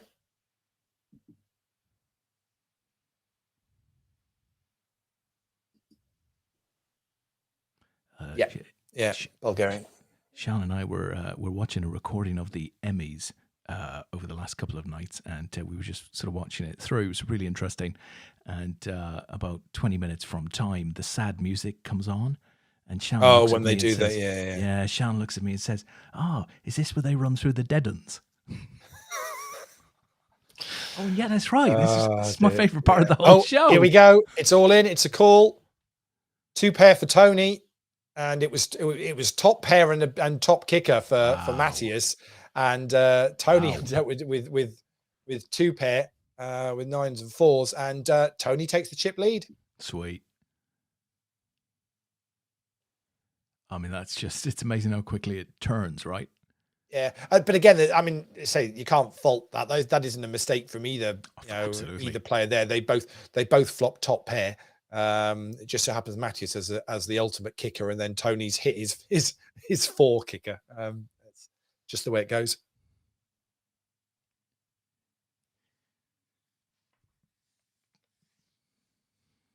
So second place money is $885, and it's 1375 up top. So, brilliant. That's so fantastic. They're playing for about $500 here, really, and of course the difference between a silver medal and a gold medal. That's right. Get yourself a new iPhone there. You can be playing with cinematic mode before the weekend is out. Well, yeah, pretty much. Whatever that doesn't that focus out stuff, and yeah, it's got some clever, nifty stuff that automates. You can pretty much make your own feature. Well, I love the way they put that up. I watched the keynote for it, and they talk about it as if like, well, everybody can pretty much make an Oscar-winning film now using your phone. And you're like. They show the and effectively an Oscar-winning film to demonstrate it. And you go, that isn't really going to happen. I'm going to do that. Yeah, but it's not really. I'm sure it's got the capabilities. It's when they drag out. Was it Catherine Bigelow? They dragged out, going, oh, it's amazing. This is game changing. Yeah, but you're not really going to be recording your next film on an iPhone, are you? No. Yeah, it does get to the point where you go. But I do think that with phones, I don't know where you are with them, Des, but I'm of a view now. What the next real step is battery life. Well, we're in a pretty decent place though for battery life. But what more can they do with the phone itself? We go through these phases of bigger phone screens, smaller phone screens. Yeah, they're back trying to do the flip screens again now, and I don't know. Yeah, there isn't a lot more to come in the immediate future, I think. Yeah, battery will continue to improve. I think it has improved a great deal over the last few years. Um, but there's probably more that they could do with the camera. I just get a sense that Really, you think so? I do, and I actually do believe that those cameras will start to be used much more widely in more general production, because the quality of them is pretty good. You know, it's pretty good. You know, ProRes coming now as well, which effectively is shooting video in RAW. So once you get the the storage size right, I mean, you can color correct anything post event. So we're now at that point. Tony's won a couple of hands there now, has got up to 4.4 million. So Matthias is now open shoving. First time we've really seen that. Yeah. I think we've with reached blinds the at, line. Yeah, blinds at 35.70. So Matthias has got about 15 bigs. But that's two in a row now. You get the feeling that's Matthias saying that, right, okay, I'm fed up of trying to play poker against you. You keep hitting. Because the last one was the jacks, where he had a jack in his hand and there was two on the board. So Matthias has clearly decided, right, well, we'll try just me shoving all my chips in the middle and see whether that works. Yeah, it's got to be part of your arsenal, though, dealing with adversity. Yep.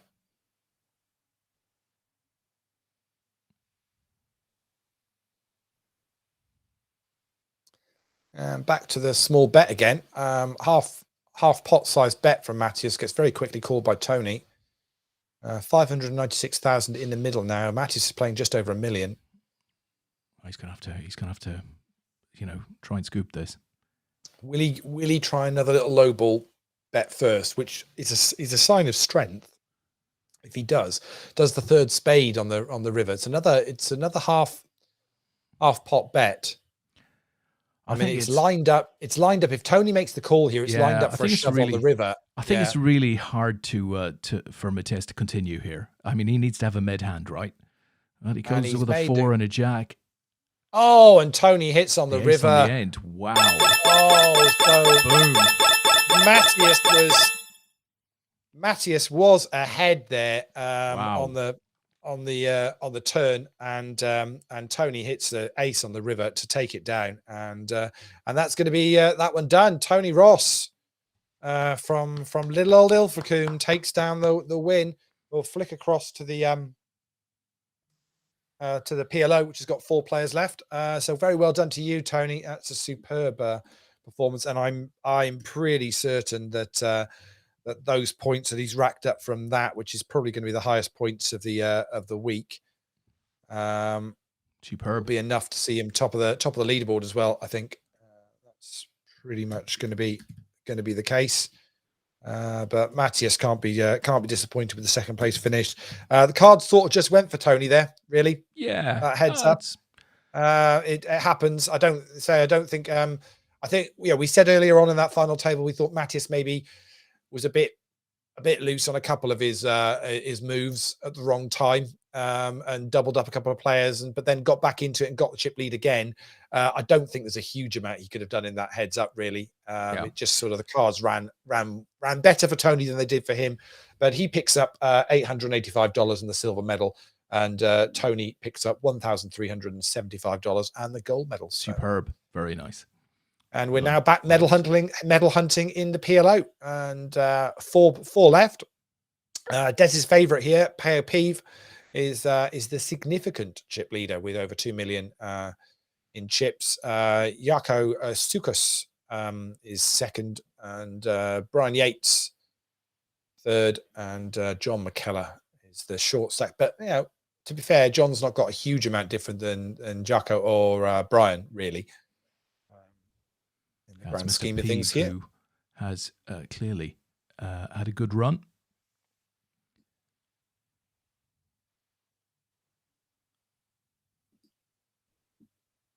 Yeah, it has. So prize payouts for this, the guys are all guaranteed $340. Then it jumps to $482 for third, $705 for second, and the winner's going to pick up $1,115 for this one. So nice nice little cash from a $55 tournament again, and plenty of them will have satellited in on the cheap. I saw mentioned Katie Swift earlier on, finishing third at, and she satellited into that as well, into into Edinburgh as well. How sweet it is! Superb. Yeah, very nice indeed. If you can do that.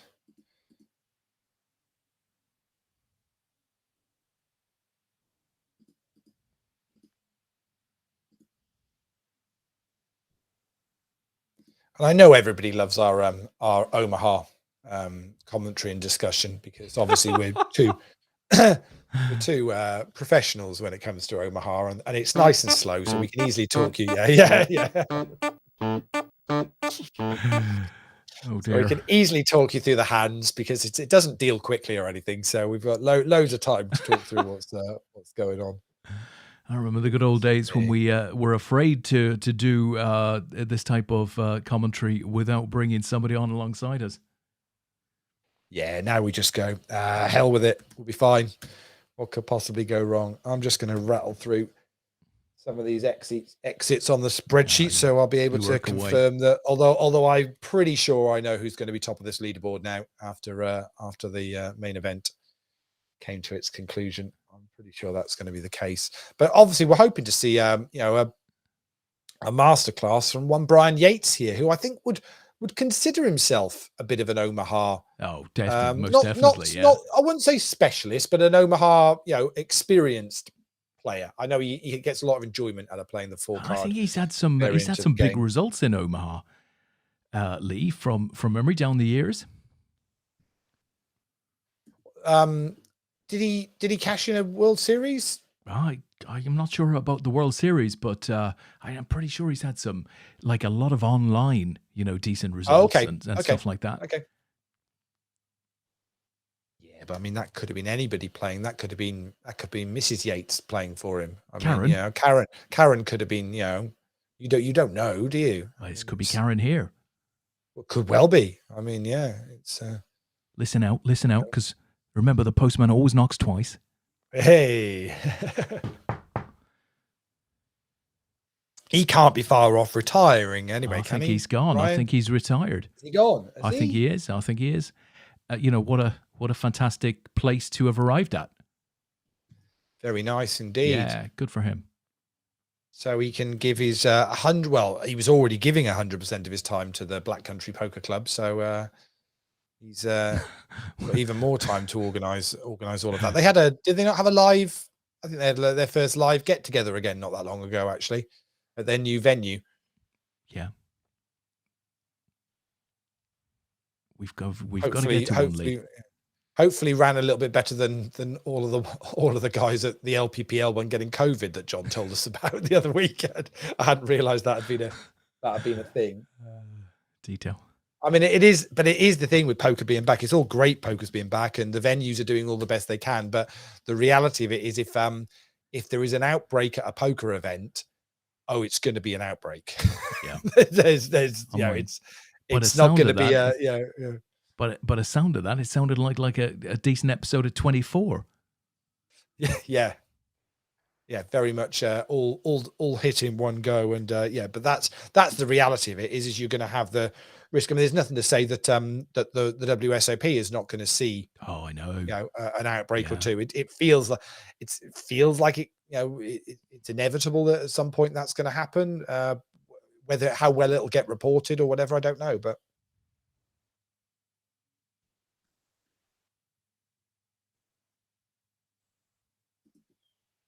But that's now the world we live in, isn't it? It's a case of these things are going to, are likely to happen, and whether it's at a poker event or, I mean, you've gone to some big football games in the past few weeks, and it is the world we live in, and there's going to be boosters around the corner, and scoop that one.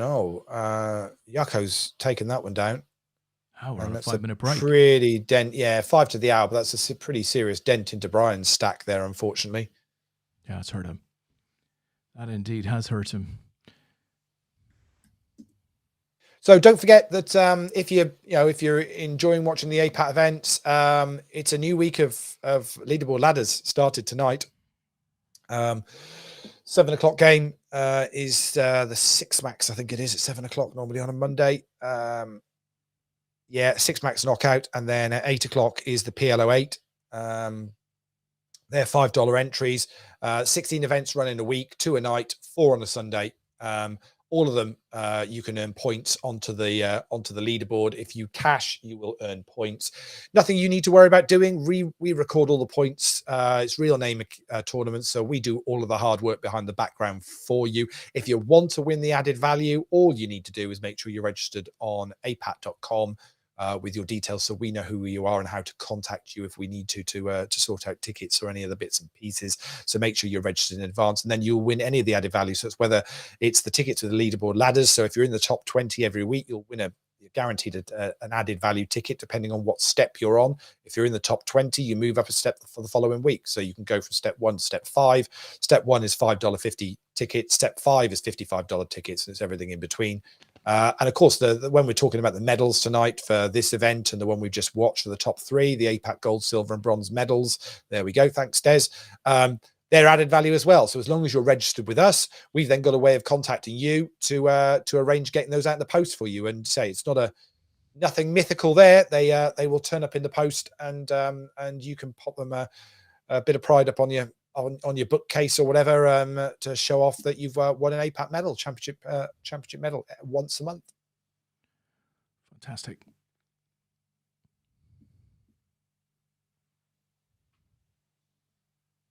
And at some point we'll be back doing all of this live. I can't wait, Lee. Yeah, as I say, it's Dust Till Dawn seemed quite successful at the weekend, and I think we'll get a few more tournaments under their belt and this, that, and the other, and then we'll be very much looking to start looking to see where we can start doing it. I think interestingly, some things we thought might have worked for us in the autumn time. I see a number of the Malta events have decided to, they're just holding off on those. I know Nick's going ahead with the IPO in Dublin. But that because it was just a little bit too soon for us, and obviously with the World Series also being moved into the autumn anyway, there's a lot of focus on that as well. So I think very much it'll probably be early 2022 when we will look to see some APAT events back live. I think the first one might be, we might just put on a bit of a get together.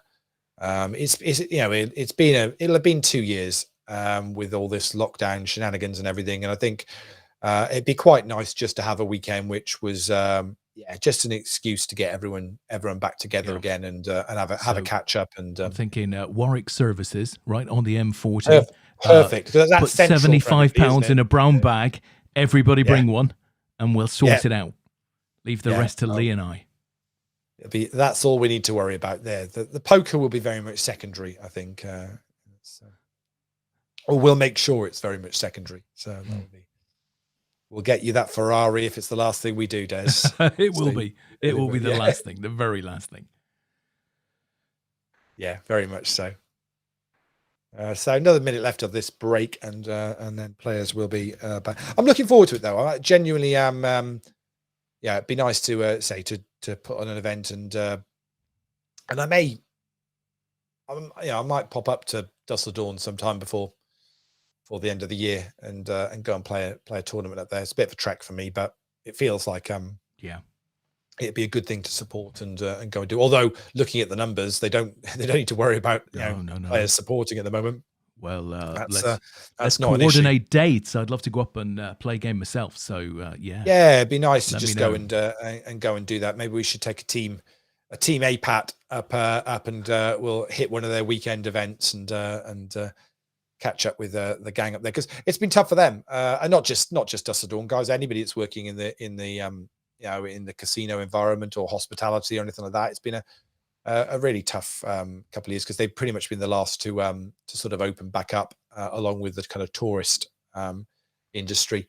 It's not easy. You see some of the numbers at some of the airports and things that are really struggling now. So furlough ended last week, Des, and I couldn't believe there was still 1 million people that were on the furlough scheme when it closed. Yeah.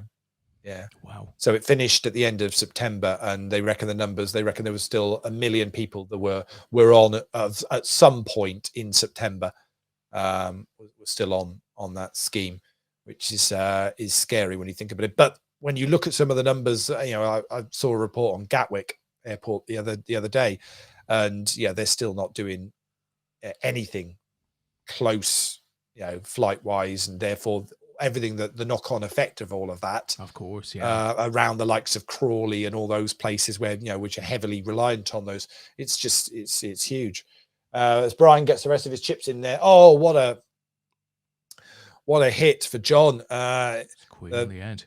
Yeah, nine on the turn was going to be good enough, and then a queen on the end just to finish it off. And we lose Brian in fourth place, unfortunately. He departs just missing out on the medal, but it does mean that our 3 medals for tonight in the PLO are going to be going to Bulgaria, to Finland, and to the UK. So good luck to you 3.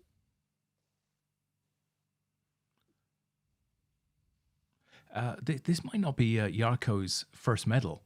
Again, I sense that he's been around the block with us a couple of times. Yes, yeah, he has. Yeah. He's played a number of events.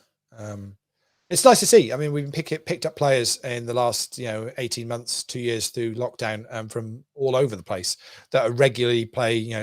I consider very much consider them APATers now. They may not completely know 100% what we're about or anything like that, but they're registered up with the site and they're regularly playing games with us and they're picking up added value. I mean, there's nothing nice. We've been sending tickets to players in Russia and Finland and Denmark and Brazil and Argentina and Chile, and we've got a guy that plays from New Zealand, every once in a while. A lot of Canadian players. It's great, and it's just gutting with what's happened in the last week with the Dutch players, but they will be back at some point, I've no doubt.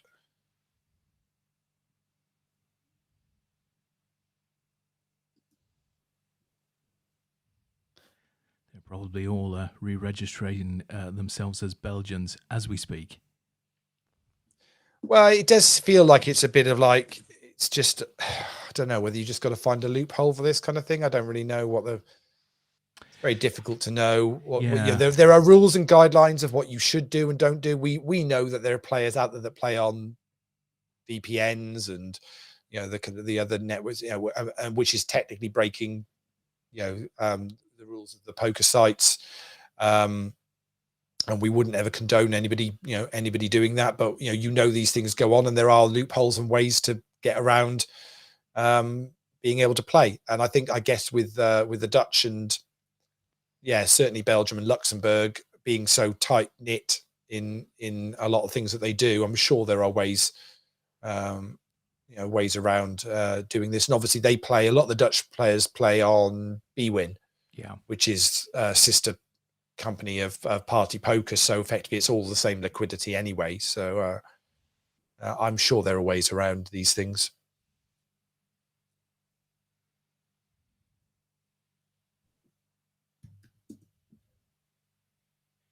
So I'm just typing in the final name, which is another Cyrillic name, which I just end up having to make up a name. So pick some letters that sort of look well, I know I'll remember. The good for anyone that does play that ever looks at our leaderboards and goes, "What is this guy on?" is he must be smoking something.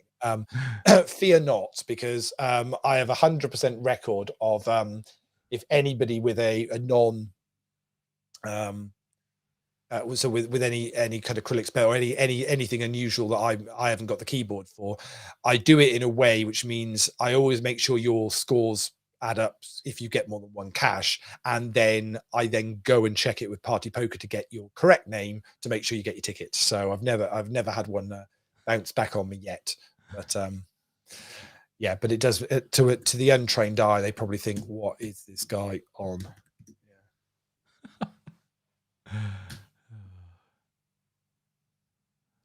Because you can't copy and paste from the lobby. That's the unfortunate thing with it.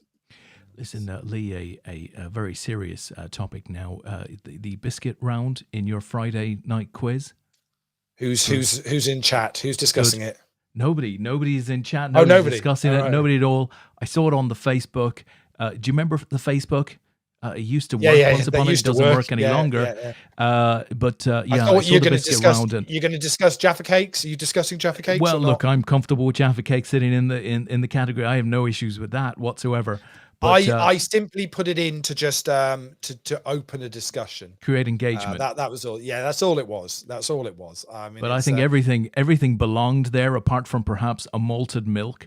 I mean, what the hell were you thinking putting a malted milk on there? yeah. I mean, technically, it's a biscuit. I mean, there it is, but yeah, it's the Jaffa cake is a great tax accountant discussion. It's yes, there you go. My friend, that does not belong in a biscuit collection, right? Yeah, the Jaffa cake is a great tax accountant debate as to whether it counts or not. It's all around whether it's disguised classed as a luxury item or not. Which is I wouldn't have said it was a luxury item. as No. nonsense as you can get, but that's how the VAT around food works along those kind of lines. I remember getting taught it when we first went to uni, Jen and I, 25 plus years ago. The Jaffa cake, even back then, was a discussion about cake, biscuit, luxury item, non-luxury item, vatable, non-vatable. So it's a great one. Yeah, I think the clear way you gauge that is if you can eat an entire box of them without feeling sick, it's not a luxury item. No, probably not. Yes, yeah. But yeah, so I left them this week with they had a bunch of fives this week to do. So my bunch of fives brand, I haven't posted it up yet. So my bunch of fives branding tends to as those that goes across APAT, everything. And we had great those bunches of fives. I was going to say those that know APAT back in the day know that we used to do bunch of fives tournaments, $5 tournaments every night. And so I just reuse the branding for the quiz now. So they do four subjects. They have to name the top five. It's normally top five. I think I did this week. I did top five all-time point scorers in the European Ryder Cup teams. Oh, nice one. So yeah, so you're picking the five that have scored the most points over the years. So Woozy? No, sorry, Woozy. No, he's not in Poulter? There. I think Poulter was in there. Yeah. Sergio has to be in there. Sergio's number one. Yeah. You're going to make me bring up. You're going to make me bring up the the list now, so I can remember what they were. Making sure I don't. Ian, what is? No, that's Poulter. Crikey, Justin. I might be saying Poulter, but let me just check. Oh no, Poulter's not actually in the top five. Poulter's not in the top five. That surprises me. Wow. No, he's not in the top five. Well, Sergio he is had number a dodgy foursomes record, but he was great in singles. Poulter, I think. Yeah, Sergio's number one. So yeah. I don't know because what I struggle with is how much of the Ryder Cup Seve played, for example. So I think Europe came into the mix in the late 70s. Seve was number 6. Okay, probably just down to time. He probably missed a couple. Yeah. Well, that's going to remove Nick Faldo and Sandy Lyle, presumably. No, Faldo's number 2. Oh, that surprises me because I would have said he was very much in the. Yeah. Oh, but of course he's British, so Britain. But does that include is that before the European period?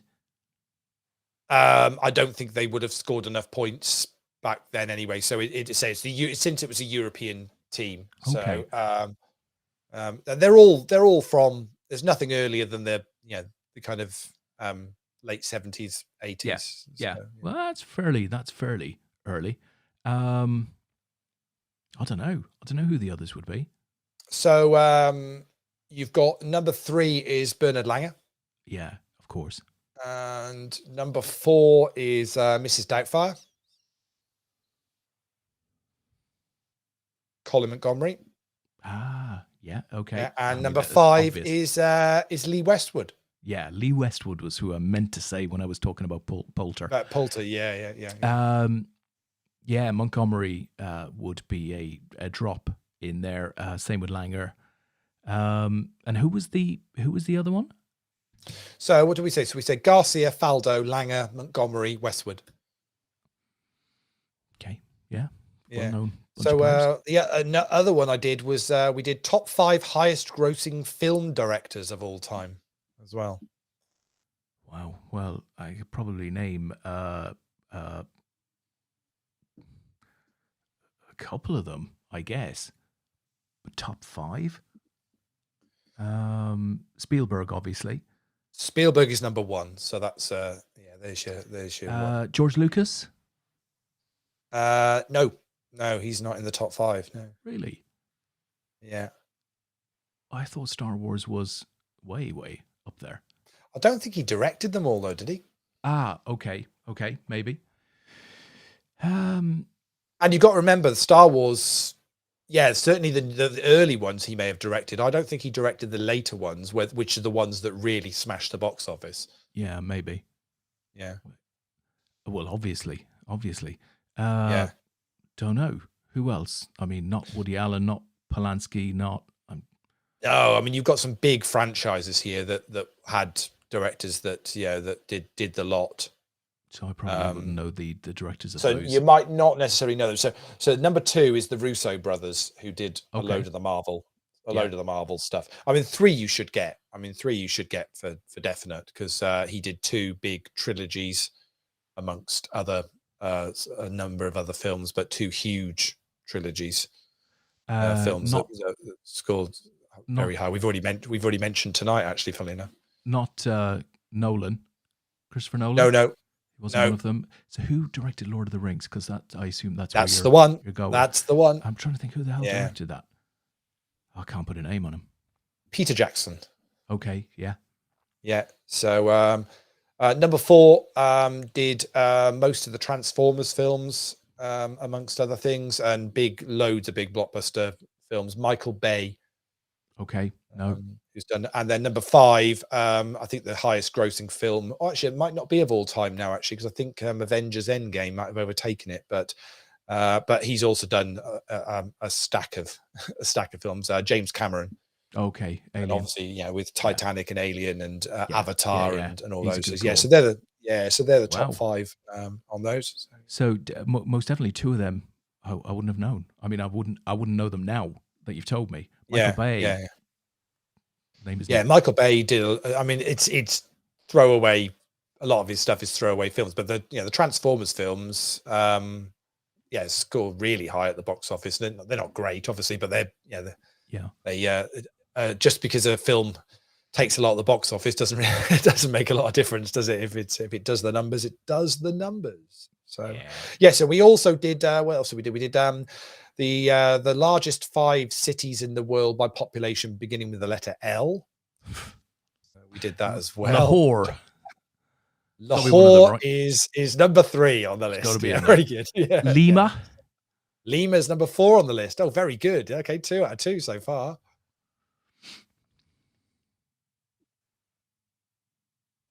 Oh man, I gotta know cities with L.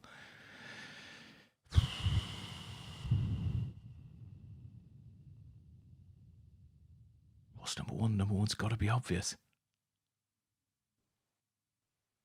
Actually, I think number 1 is not obvious. Really? Number 2 and number 5 are very obvious. I wouldn't say number 1 is is that obvious. Okay. If you don't get 2 and 5, you'll just kick yourself. I'm preparing to kick myself. Are there any German cities beginning with an L?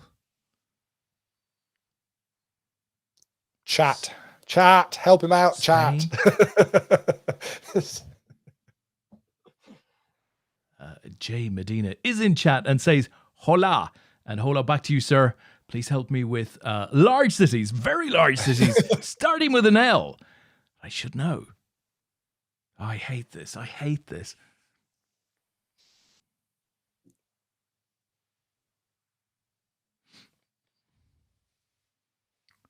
If chat's not helping you out, I'll have to put you out your misery. Give me a clue. So number 5, you're very close to. Germany. Not Leipzig. No. In Germany. At this very moment in time, you're very close. Oh, London, number for 5. Fuck's sake. Jesus wept. Yeah. I'm thinking to myself, Croydon? Okay, London. So number 2 is American.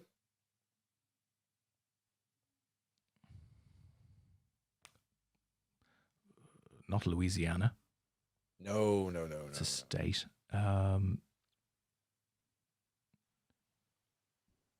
Oh man, this is terrible. Where? So West Coast, not that far from Vegas.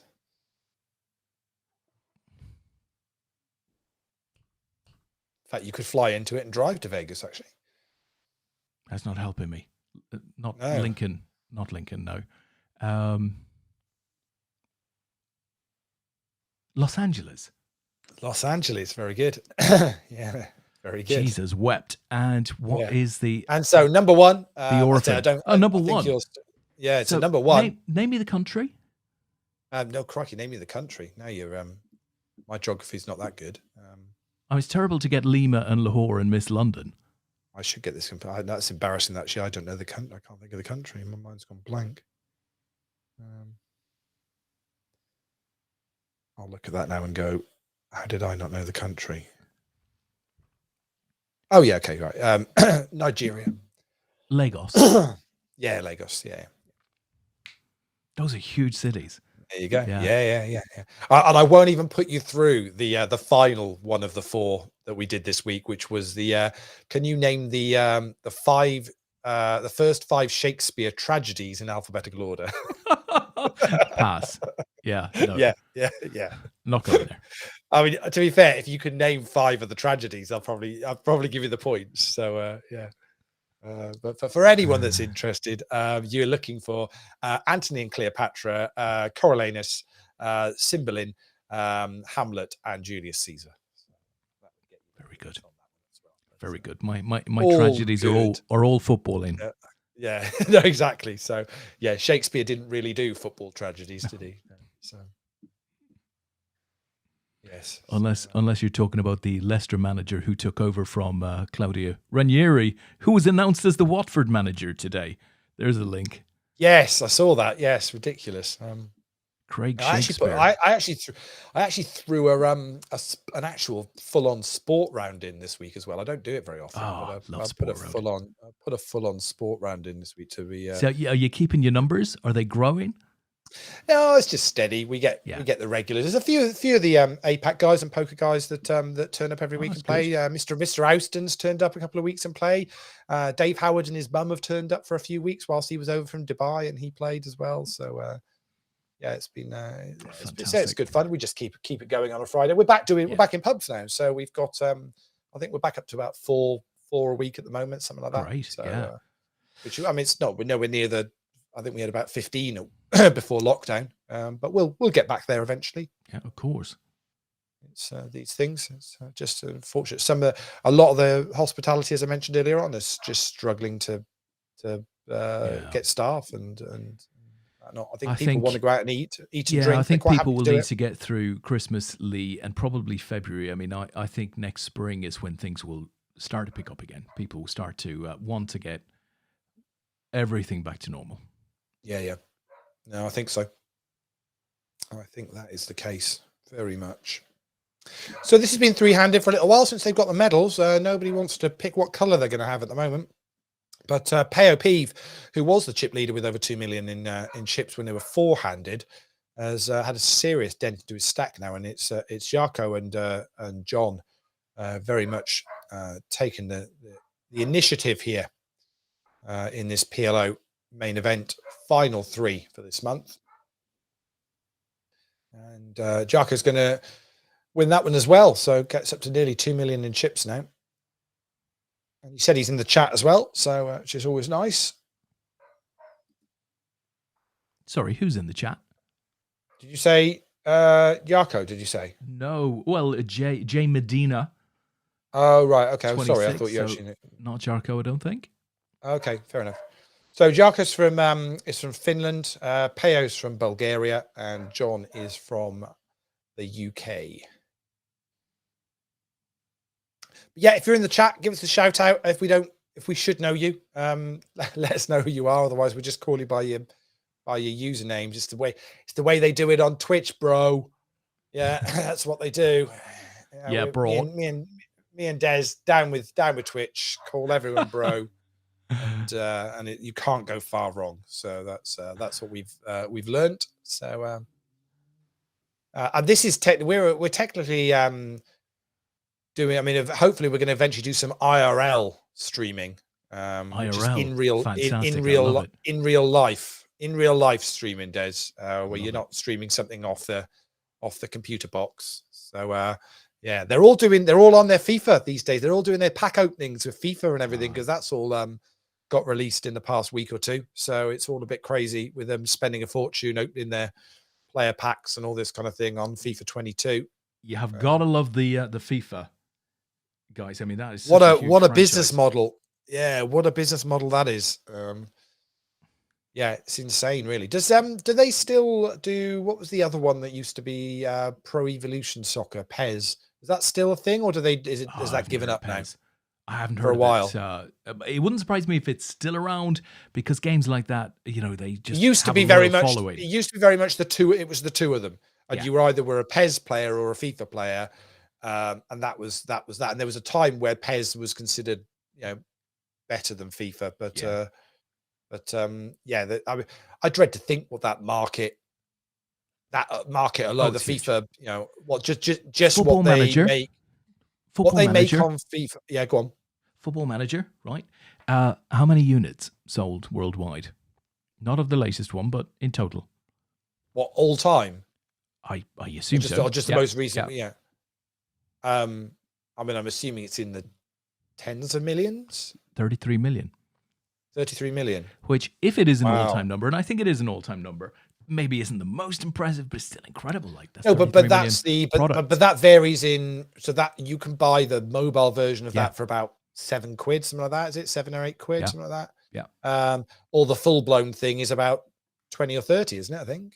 I mean that FIFA, you can't buy FIFA. It's like it ranges from like 50 quid to 120 or something if you want it with it's crazy. Something else. And I mean, so that as a market must be in the hundreds of millions or billions of dollars. So. I don't, and what they're making got to be, isn't it? I thought so.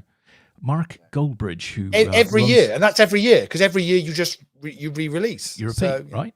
You repeat purchase. Mark Goldbridge, who runs the United Stand on YouTube, also does some live streaming of FIFA, and he was telling the story about sort of during 2020 running a United career mode.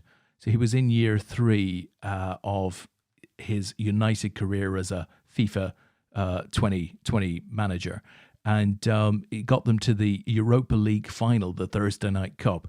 Fantastic. 14,000 people turned up to watch the live stream of the final. Wow. Just of him just playing, effectively just playing it, So obviously they've been following through, year after year of the careers over a couple of weeks or whatever it was. 14,000 turned up to watch the final of the Europa League. There was a guy had 8,000 the other night. He was just opening the player packs. That's all he was doing. He was literally, and I've got so and so, and I've got so and so, and I'm selling him straight away, and I'm doing, and they're just watching him do. Crazy. But it's a thing, isn't it? It's I must admit I've got quite into watching. Someone was playing Grand Theft Auto, I think it was the other night. One of the UK streamers, and she was on there playing, and you can play as a police. And for half an hour before I know it, she's only gone. They're arresting some people, and then they're driving around and they're chatting to. I've never really kind of got into those games, so I don't really know much about them. But how immersive they are, and if you're properly into them, and it's like it's a whole world that you're like plugged into, and away you go. It's quite mad, really. And you've also got a mate, the streamer. Streamer's your mate because he tells you everything about himself. Lots of skills, great gaming, and you get to know him, her. That's great. And that's the thing. I think she just got 10,000 subscriptions or something. I don't think what her name is. She was proper emotional about it. It was like it was a proper big deal. I mean, I'm assuming financially that's quite good for her as well. Probably but not a bad thing. But it genuinely felt like it didn't feel like it was being put on or anything. It felt like it was, she genuinely never thought she'd get there in what she was doing. And at the moment, it's a career for her in what she does. And she's one of many. I mean, there's lots of them out there doing it. And if you can be successful at it, then they say, great, good for you. That's the Definitely. it's the slots guys. They're the ones that amuse me the most. Yeah. Well, as you know, I've you've done a deep study. Many an evening now. I'll have one of the slots guys in the background whilst I'm doing the admin for APAT or whatever, and listening away to the. I genuinely find them quite entertaining.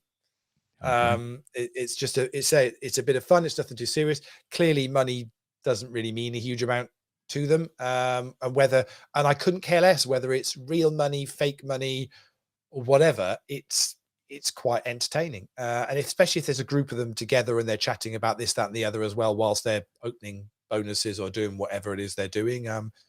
And they all seem to have the message of don't gamble.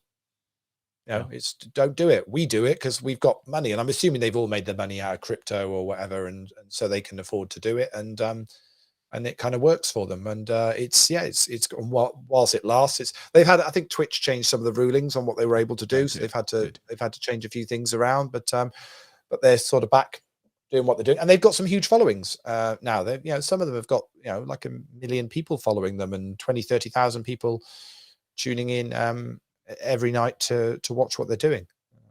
Very similar to the APAT show in that. Well, they aspire. They aspire to be at the level that we're at, Lee.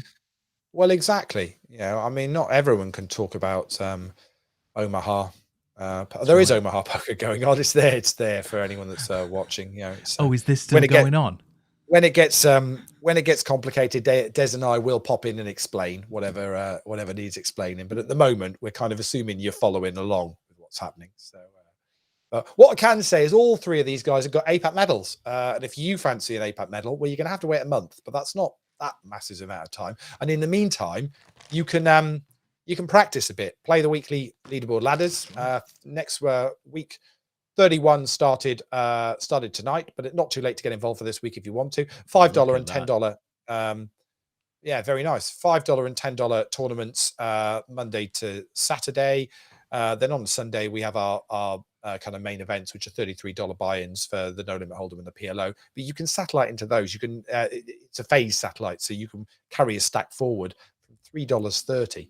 So and significantly on a Saturday night, normally first prize is up between $800 and $1,000, and it's shortish tournaments. So on a Sunday night, the final phase of that main event starts at 7 o'clock, and it's probably done by about 11, I'd say. It's normally it runs for about 4 hours, 4.5 hours maximum, which is perfect. You can then we'll tag along from 10 o'clock on a Sunday night and talk through all the action of who's won what.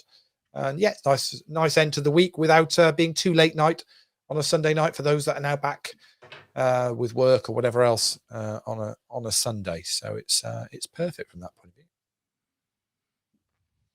Fantastic.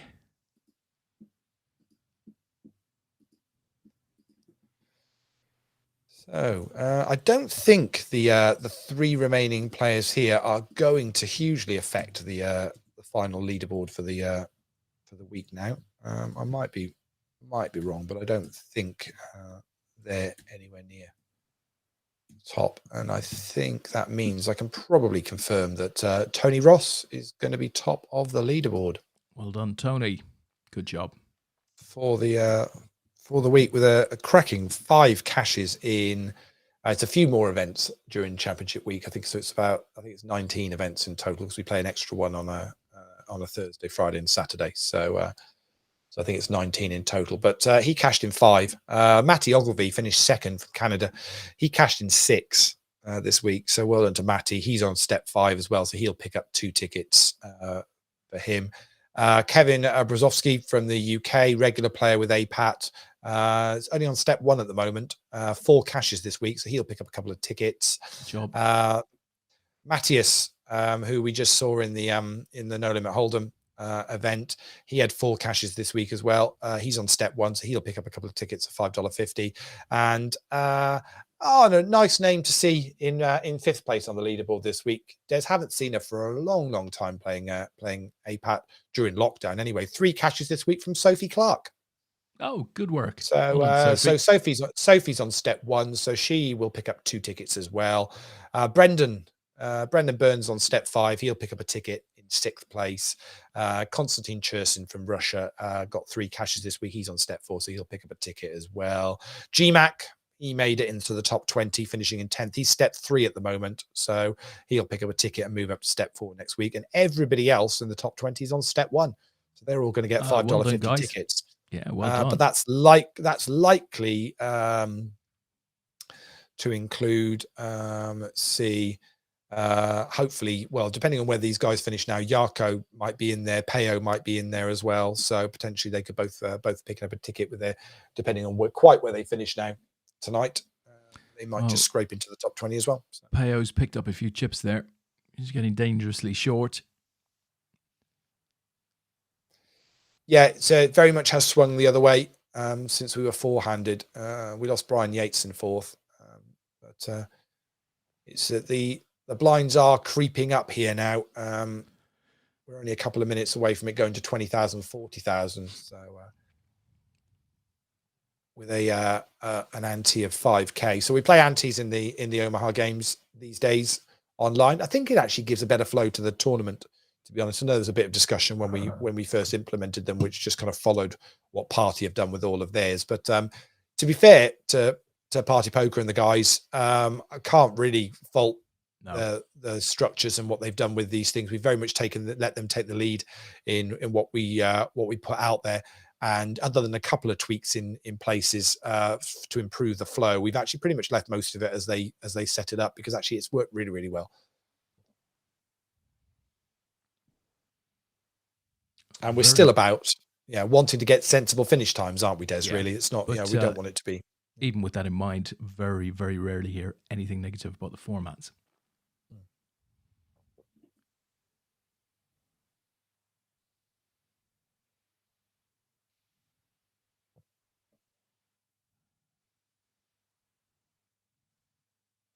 So I can't believe we're in October. I know. Yeah, it's just frightening, isn't it? Very, really is scary. We'll be at Christmas before we know it. Yeah, and I don't know quite where this year's gotten. It's still been funny, isn't it? It's obviously not been full on lockdown for everybody, but we're still in this kind of feels like a holding pattern, doesn't it? Of trying to get on with life. Yeah, to a degree, but we've all got to get back to it now. And I think you'll see that next year. I mean, it's a hell of a lot better now than it was, even if you go back as recently as 6 months ago. We're in a much better place now, it feels. Yeah, I think we'll all be, I'm kind of guessing that we're going to be back to being jabbed again at some point, because eventually whatever vaccines everybody's got is going to lose its use, and you're going to have to go again. So I think there's going to be a case of that. I think I mentioned in our last podcast that I had my second vaccination in July, I think it was. But my NHS app, passport, whatever you want to call it, apparently states that it runs out mid-October. Makes no sense to me. When did you look at that?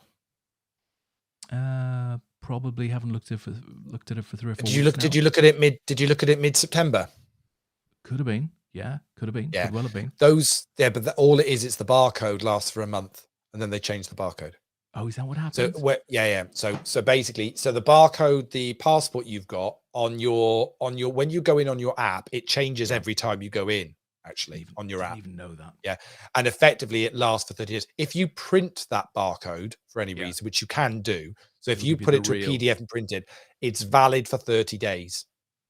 And effectively, it's the certificate expires after 30 days, nothing else. If you then went into your app again, though, it would just refresh. So every time you go into your app, it produces a new barcode for you, effectively, which has got effectively a 30-day life on it. Oh, you're right. It's gone up to November. Happy days. You've answered a big question there. Yeah. So that's all it is. So it's just, so if you printed it, effectively they give it a 30-day life on that particular barcode for anyone that's scanning them in. That makes a lot more sense. Yep. I thought that's mad. It can't run out in October. And I don't think they completely know when No, effectively they wouldn't do. They wouldn't do. they But don't know. I mean, how long? I mean, how long does a flu jab? Well, you have a flu jab every year, don't you? And if this is not a huge amount different from a well, flu jab, is it? I So, mean, they were talking about 6 months at one point, but as you said, they won't entirely know what the actual answer there is, and it'll probably vary quite wildly from person to person.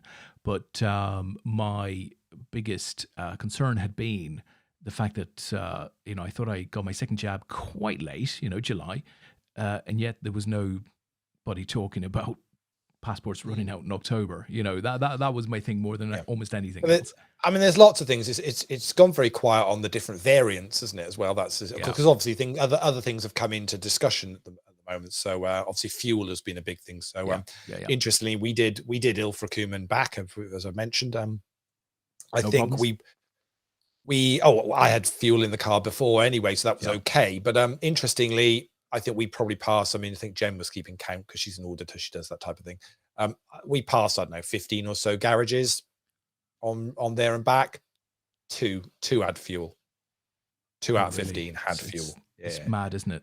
And Absolutely mad. we happened to stop off a little road services on the way back through, and Jen just said, "Could we just pop in there?" And so I was just scooting around into the car park and then saw the petrol station. Thought there's no queues there, and the pumps haven't got yellow out of order signs on it. I thought, well, I've got enough fuel to get me home, but I would pretty much then be empty. So I thought, well, I might just as well pull in here. So I pulled in,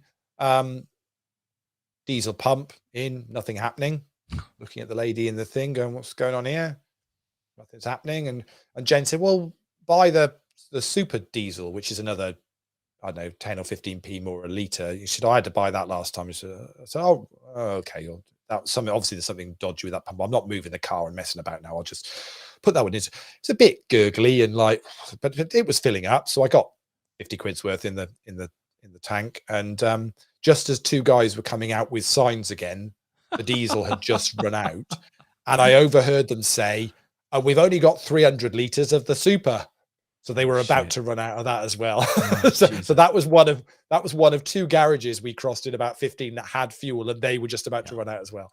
So all of this stuff, the government's saying, "Oh, it's all fine. It's all." It clearly isn't quite there yet. No. But, well, I passed two garages yesterday, taking one of my ones to a guitar thing, and one of them had absolutely no fuel and there were yellow signs, and the other one had a queue that went back as far as the eye could see.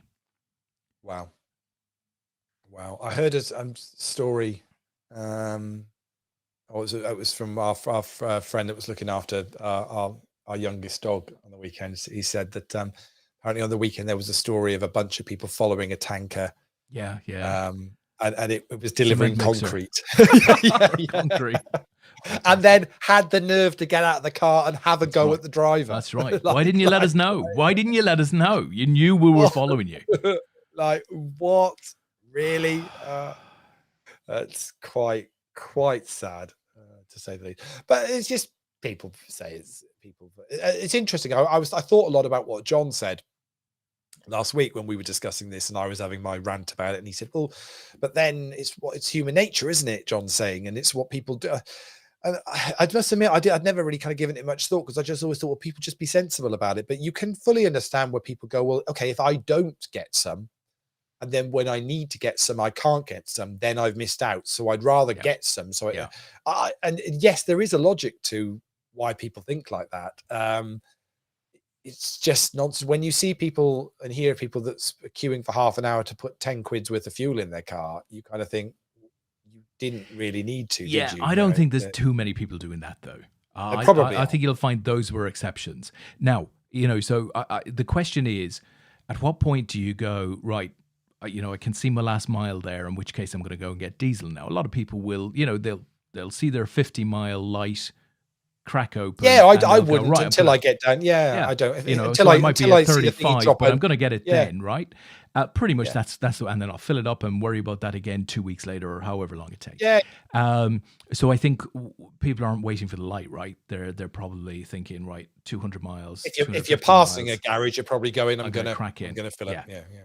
But I'm certainly not Which is going yeah. into a filling station for a 10 pounds or 20 pounds worth But of diesel. the thing is, everybody knows there is not a shortage of fuel in the country. There's just a shortage of getting the fuel to the garages, and that was Yeah. only caused by everybody piling in because they thought there was a shortage. Yeah, I mean, as we discussed, And there's nobody that's going to turn around and go, that isn't right, because everybody yeah, knows that's right. Yet but everybody this is still it, right? goes, well, but I still did it. Yeah, This is what we said last week. It wasn't yeah, so much about the how we got into the position. It was much more yeah, about being in the position, and you got to react to the position, exactly. not the Yeah, how we yeah, got into the position. yeah. And of course, that And just it'll all, kills the yeah, position yeah, further. and it'll all move on anyway, because as I said last week, we'll be on but we're going to lose Peo there. There we As go. We're heads Yarko up. has the straight. Yeah, Yarko has the straight, so we're heads up.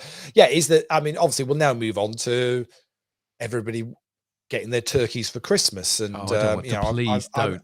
but I've heard people, sensible, rational people, talking about booking their Christmas food delivery slot. It's bloody October. Like, I mean, I don't book a food delivery slot for Christmas.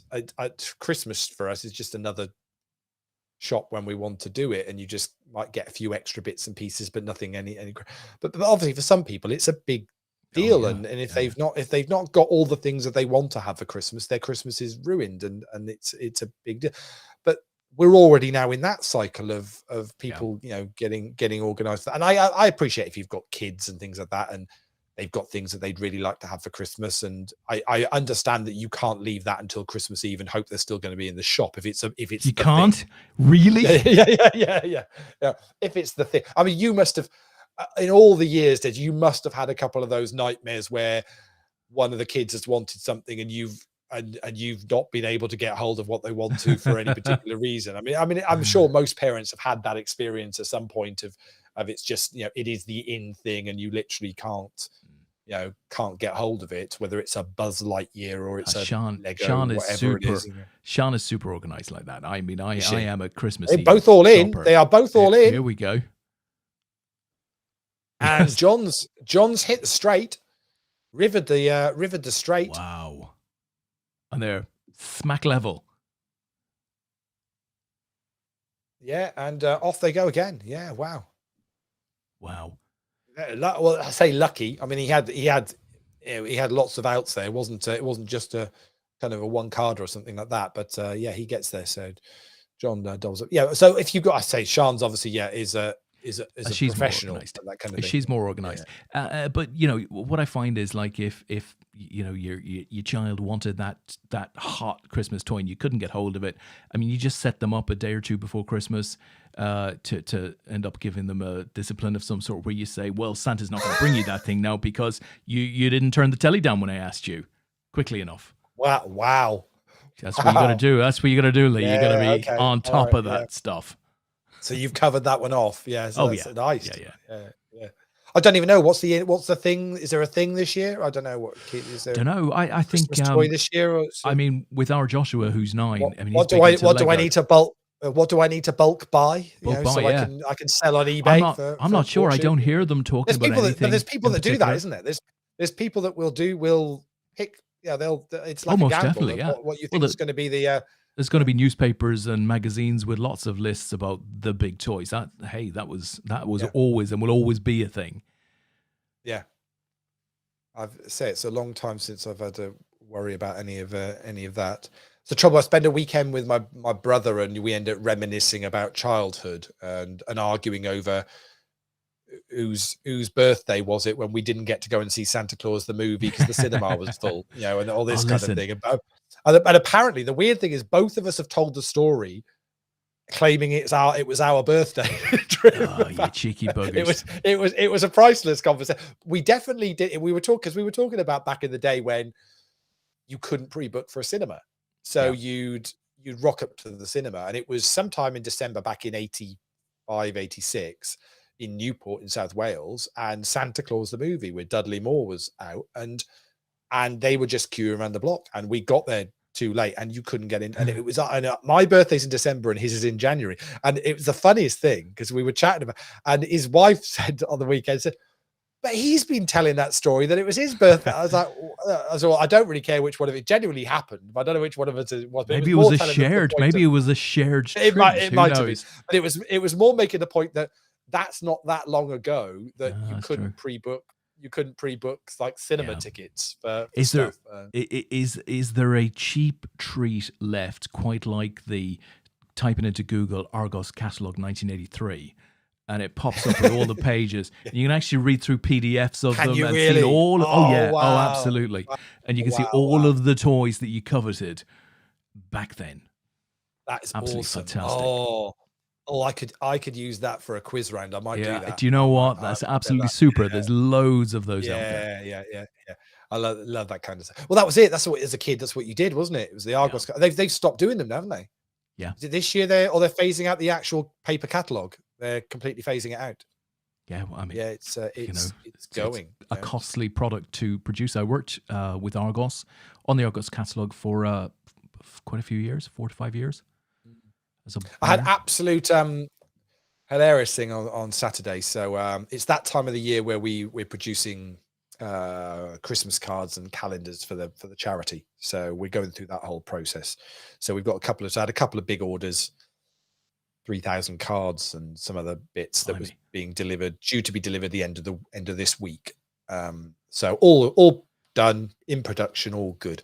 And so we're away for the first weekend in 4 years, something like that. Saturday morning, ping, get a message. DPD will deliver your order between 2 and. You're having a laugh, aren't you? So do you have a next door neighbor? I mean, I was like, so quickly on the app, going, please, change the delivery to Monday. So that was all done. 10 minutes later, I get an email. DHL will be delivering your order between 3:30 and 4. Is this a wind up? Like Jeremy Beadle's going to come around the corner in a minute and just, so got onto the app for them as well and managed to get it, can change that to Monday. So both done. Brilliant. That's great. So enjoying the day on Saturday. Well, not the football at lunchtime, but enjoying the day. All of a sudden I get ping, DPD have delivered your order and DHL have delivered your order. And both of them basically got left in outside for 24 hours till we got home on Sunday. Grand's worth of bloody Christmas cards or whatever. That's got to have been the wettest night. Yeah. It chucked it down. It chucked. Luckily everything just about stayed dry, but sod's law, isn't it? That happens. But yeah, it is that time of the year. We sell about we print up normally 3,000 Christmas cards and about 500 calendars a year, and they all get sold for the charities. Wow. How do you sell them, online or? Yeah, mostly online. Oh, that's great. We'll normally do some shows and some little bits and pieces as well, but obviously with the current climate, it's not been much of a thing. But mostly it's through the online shop that the charity has, and pretty much they'll sell the lot. So they do a little competition where people can send photos in, similar to like they do with like the Country File calendar and that kind of thing, where you can send your photo in and they'll pick 12 or 13 of the dogs, put them in the calendar for the following year. So it's lovely. It's a really nice thing. Yeah, nice thing to do. We don't make loads of money from them. I think we probably make about £3 or £4 a calendar, something like that. Oh, that's not bad at all. But yeah, it's we got local. That's good. Yeah. Well, it's nice, and people look forward to they gift the calendars and all this kind of thing. It's a nice thing to do as well. So it's good. Yeah. If we ever wanted to do an APAT calendar for the year, get Yates, get Mr. Yates as in March. Topless calendar like with Brian Yates and Tony T. And do one for charity. Tall Andy, and we could have a cracking calendar. We do all right have it, I think. We've never sent an APAC Christmas card, have we, to the members? Maybe. I don't think so. No, we don't like to talk to them at Christmas League. No, if we can help it. It's normally supposed to be but what do we always say about poker at Christmas? Every year I say it was, no one will be playing poker at Christmas. Oh no, it's always like that. It was like, no, it's just like it goes up every year. It goes up. Everybody is like Christmas Day.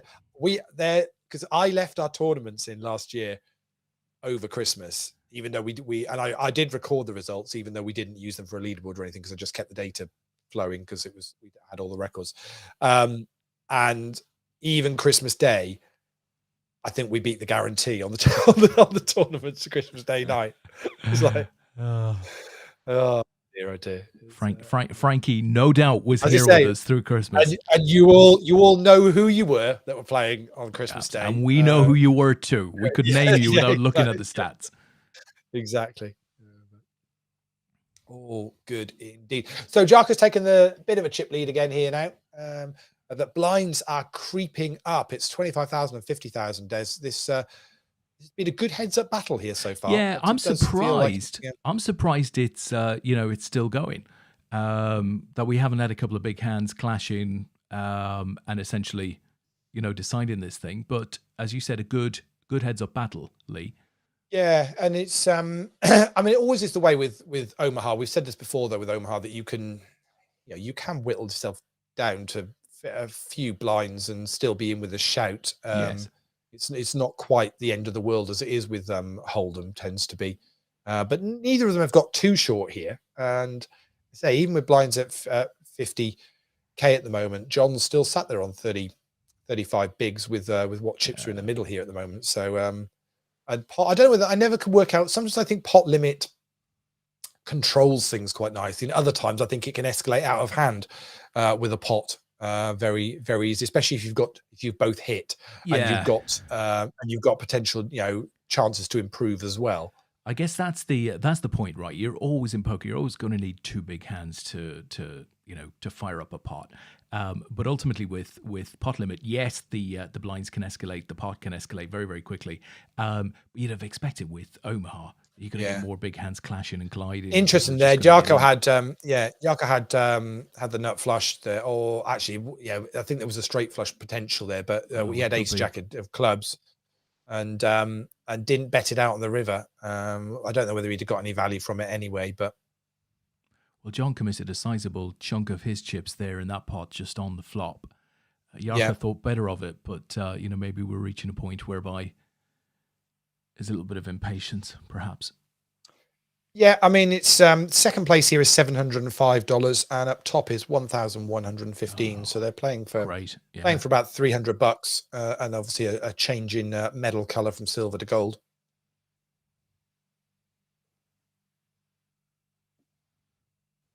So we're on an international break with the football. Do you know it's I didn't pay a massive amount of attention to Arsene Wenger's stuff because the headline stuff was about moving the World Cup to twice a year, and I wasn't overly keen on that. But not twice a year. Every 2 years. Yeah. I like your idea of twice a year, though. Yeah, should do it. But the one element of that which actually I think should get some traction is this pulling these international breaks together and consolidating some of them and going, okay, well, actually having an international break for a month and playing a lot more games where you've got an England camp that are together for a month makes so much more sense than this. It feels like, it doesn't feel 5 minutes ago where we had the last international break and then there's another one in November. And I just think it screws with the normal leagues horribly.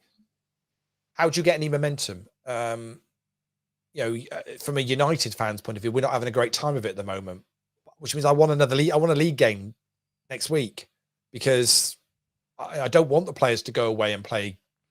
You have 2 weeks worth of international games. Are you sure you want another league game? I mean, you've got a horrendous October. But we've got to play it at some point. But the point is we've got to snap out of it. So I don't want the player and then it to be, they're leggy coming back from international break, and that's an excuse. Well, I don't want the players to have an excuse. I want the players to be playing. Weekend. I couldn't understand why on the weekend he rested the players that he did. It's an international break coming up. Start Ronaldo. I think the issue Ole's got at the moment is I don't see Cavani's body language, especially when he came off, wasn't great. Well, it's funny. I did say I think he's struggling to manage. Lingard has not signed a new contract at the moment. Now he's scored a worldie and saved us in one game this season, but he's not getting game time at the moment. I know. Rashford is just back into training So Rashford's going to come back in the mix, and actually he's going to struggle to keep everybody happy, I think. Well, I did say to you that I thought the danger of Ronaldo joining was the fact that it could create unhappiness, not through ego or any of that sort of nonsense, but just through displacement. So, for example, Bruno missed his first penalty, right? Because in the back of his head, for sure, he's thinking, oh, Christ, everybody's going to be looking at me because some people will have expected Ronaldo to step up to this, even though I am a magnificent penalty taker, right? It plays with your head. We know it does.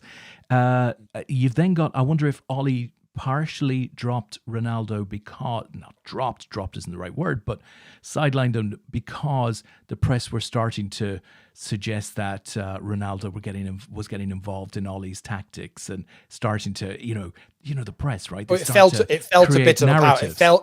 It felt a bit of a power play. So it felt exactly a power play. Yeah, why is he dropping Ronaldo to have him rested for Portugal? I mean, it makes no sense.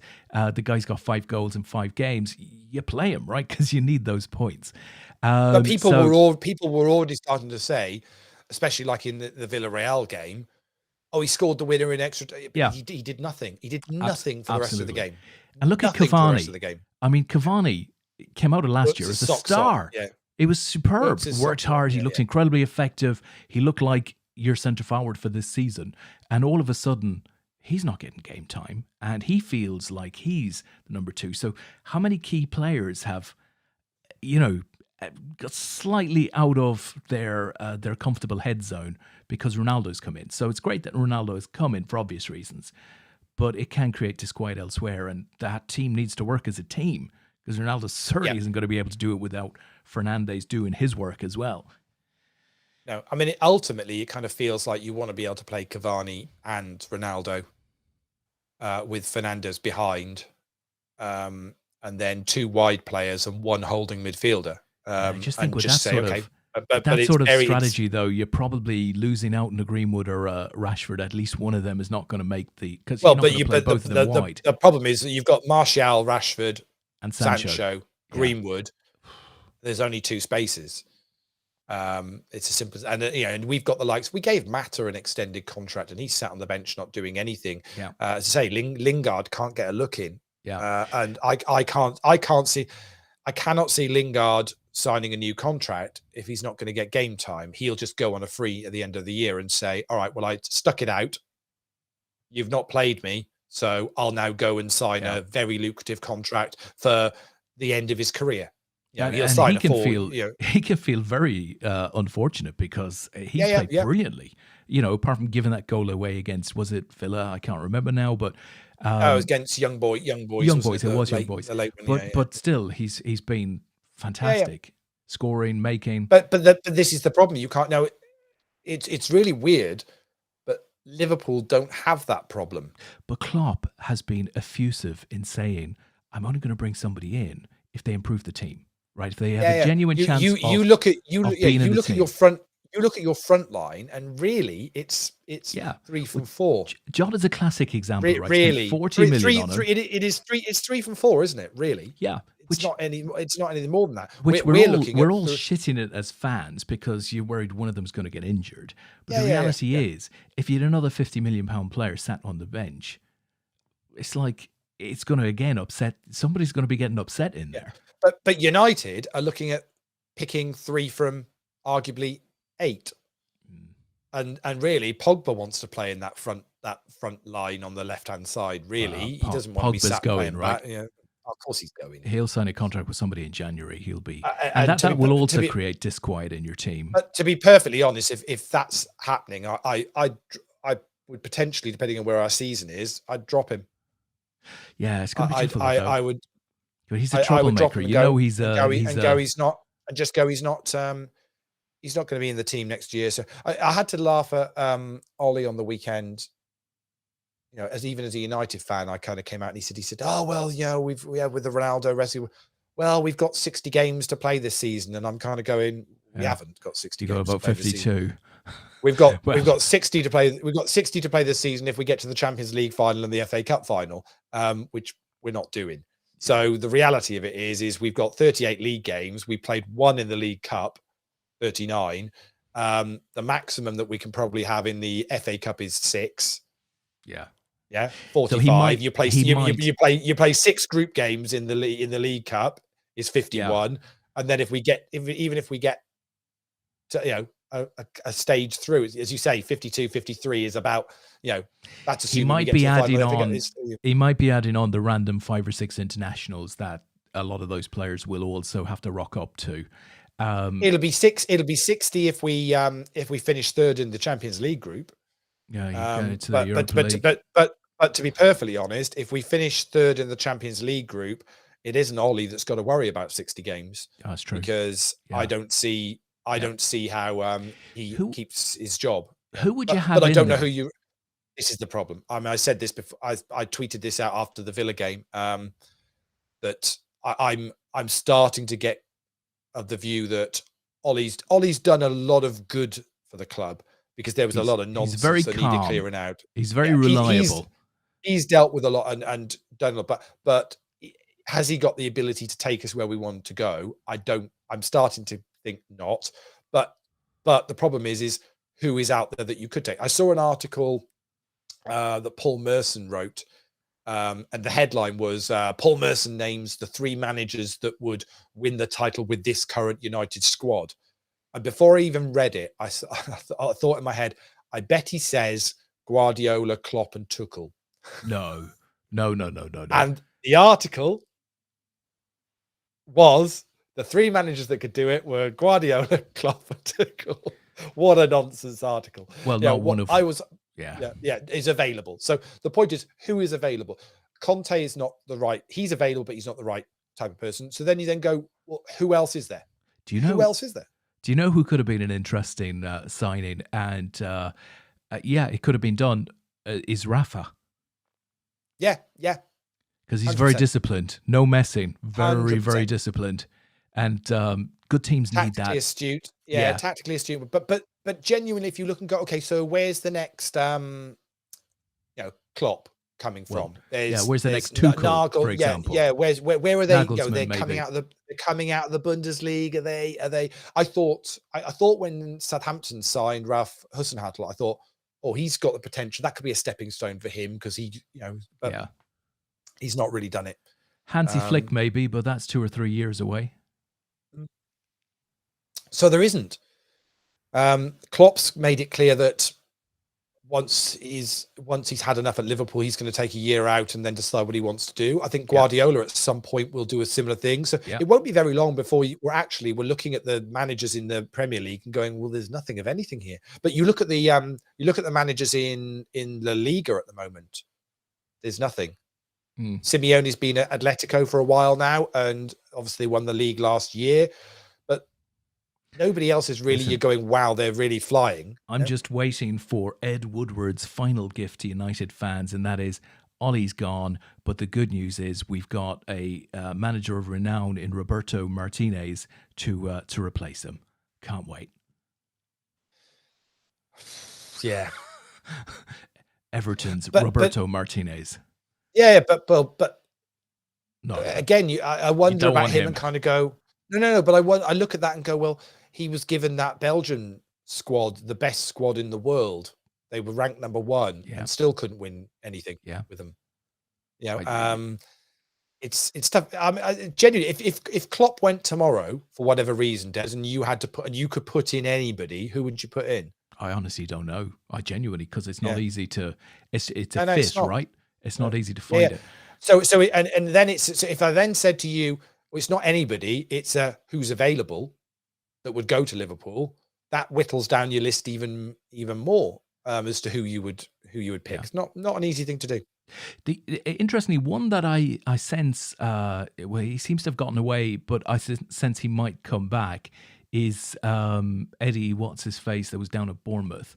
Very, very quiet with him. Yeah, really liked him, clean cut, disciplined. Turned down the Celtic job for whatever reason. Don't really know. Quite kind of they thought he was nailed on for that, and then didn't want it. But has just gone quiet, and you wonder whether it's another project for him at some point. he feels similar to kind of the Poch Well, type of thing, in that he comes in and it's a project for him. It's not just a coming in and managing. He's, he looks at the longer term with it. but I think he could come in and manage. I think he could come in and manage United. I think the fact that he got relegated at Bournemouth shouldn't, overhang sort of all of the good work that he did with them, getting promoted, keeping them in the Premier League, playing some relatively good football, because resources were very, very low there. So, they were always up against it to stay in the Premier League, I feel. But he must come again. I mean, it's outrageous to see Sam Allardyce getting all of these jobs. United manager's job is a weird one, because it's always this thing of, we want somebody that's high profile, but then we should be looking at an up and coming coach. But then the minute an up and coming coach comes in, you kind of go, well, they've not proven they can do. I mean, even David Moyes was stuck with the thing of, well, he's not won anything. Yeah, it's nonsense. So he was never given enough time. But ultimately, whoever came in after Fergie was it. Moyes. If Moyes had come in, if we'd have got somebody in and then Moyes had come in, I think Moyes would have been a long-term success at United. It was the fact that he came in inheriting a very aging squad that actually was lucky to win the title the season before. Do you think is there any possibility that Moyes might get another turn? Probably not. I just feel maybe too many bridges were burnt there with it. It all got very messy. There was a lot of talk with personal stuff and his daughter and all sorts. It was a really toxic time. It wasn't great. And that's not what you want with your club. I mean, you don't want to say that's not what you want to be reading about with. So that's why, Liverpool at the moment are quite clean cut in the way that they go about. Klopp doesn't stand for any of that nonsense. He doesn't involve. It's all about the football, and he wants, as much as he also wants success. Klopp also wants other people to speak highly of the club and the way it's run and what he wants. That he takes pride in that. Buys into the values.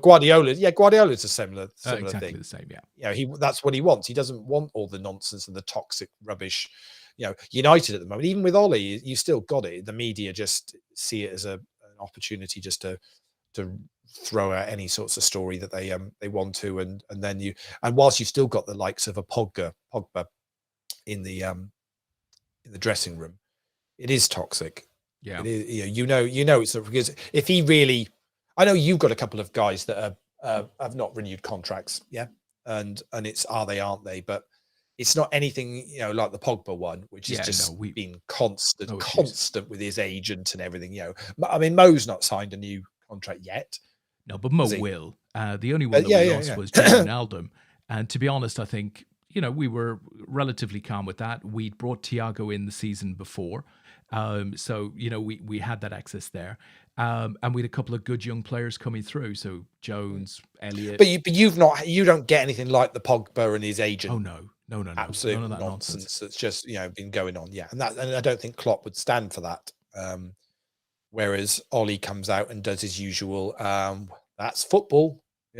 That's football. I just think he comes across as being soft, and that just has to be. So he supports his players 100%. You'd want a manager to do that. But when I see Guardiola or Klopp in a game, if they go behind, they go hyper aggressive. They'll do anything to win. They're in the referee's face. It's all of that stuff that you don't like, but they do it. It's perfectly nice when they're on camera, but they're gladiators, right? I've said to you before, to have that gear.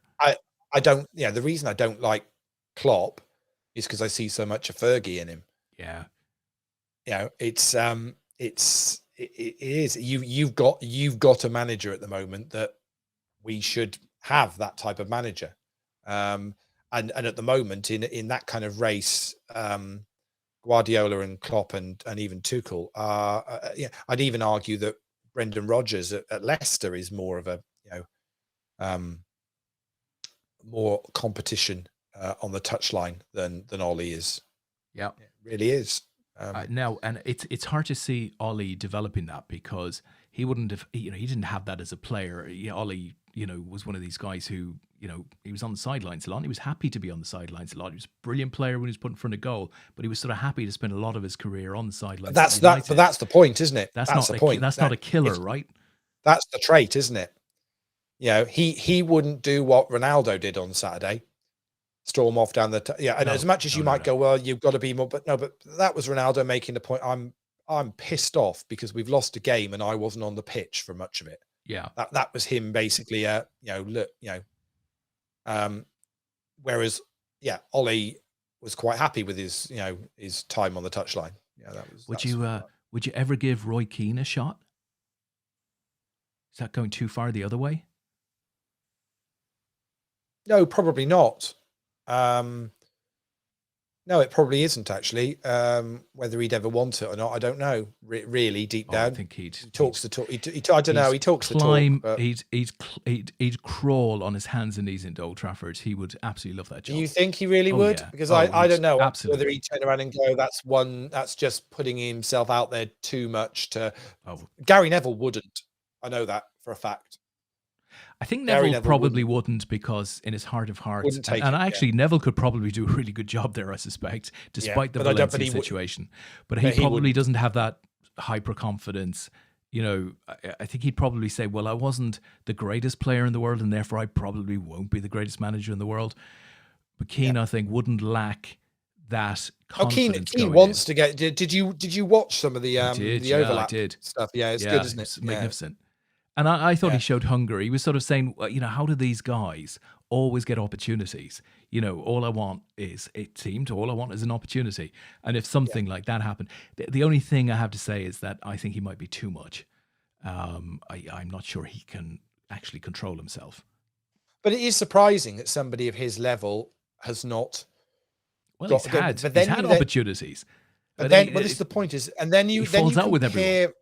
Then you compare him to, I would argue, a peer of his time in Patrick Vieira, who has quietly gone about his managerial stuff, been over to America and ran the City team over there, didn't he? At one point, is it New York City over there?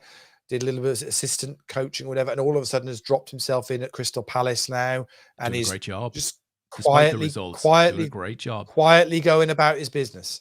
Yeah, not making a big deal of anything. No one's talking about him. It's just But Vieira, despite his tough man reputation, was always much more of a statesman than Roy Keane. Yeah, you could see Keane squaring up to Pogba and sort of saying, sort your shit out, or sending him away, or a PLC. It's hard to have that sort of character fronting a PLC team. But it's interesting, and whereas Keane has already had chances at Ipswich and where else was he? Sunderland. He got Sunderland promoted. So. But it's never. But he's now been out of management after he was assistant at Villa for a bit, and then assistant with the Republic of Ireland. Yeah. And has now been out for a while. And I think it's because people look at it and go, actually, I don't want him in the camp. I don't. I think it's probably more chairman thinking, can I deal with him? As opposed to worrying about how he all in a call, and it's going to be over. It's done. Wow. There we go. Keller gets there, and John is going to pick up the win there in the end. Let me just I will update the necessary. Very well done to him. That was a good heads up. That sort of went on for a little while there. Are you pretending now you were watching that? Well, I was keeping a sort of an eye on it, but as with the problem, as we've said, with the Omaha, super is fast. It is super duper fast, and it's very difficult to always keep up with what's happening in it, because it's just the cards fly about so quickly, and even trying to call some of the hands is a little bit on the tricky side. So that means John actually ends up in the top 20. Pio makes it into the top 20 as well. Good. But Yaka, I think he's just going to miss out, unfortunately, in the end on that. What I will do is see if I can bring that up. There we go. There, is that good? You can see that. There we go. Yeah. So well done to Tony. Ilfracombe's number one. It's got to be. I mean, Yanni's been number one for a while at Ilfracombe. It's got to be Tony Ross now. I mean, absolutely legendary. Five cashes in the week, 300 points totaled. Absolutely superb. So won tonight. I think. Did I say he won I think he won yesterday as well, Saturday night as well. He won one of the tournaments as well. So he's had a cracking week. Plus, he's going to pick up 5 lots of $55 tickets on top as well. So a proper bumper payday.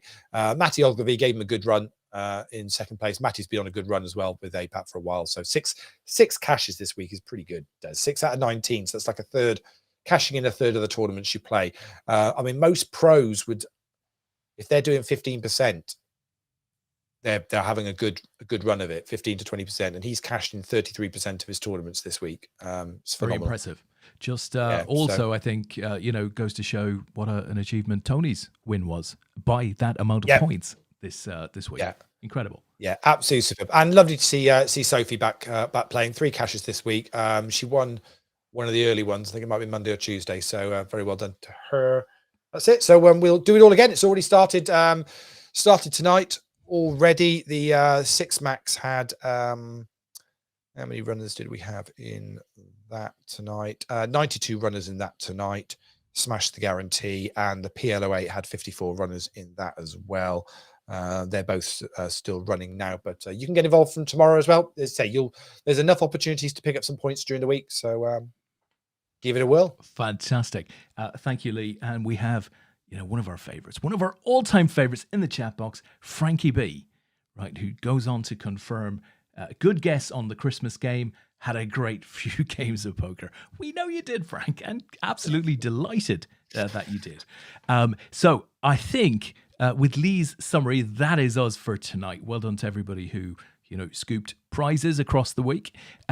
We are going to be back next Sunday evening, business as usual. So have a great week up to then, and we shall see you Sunday night.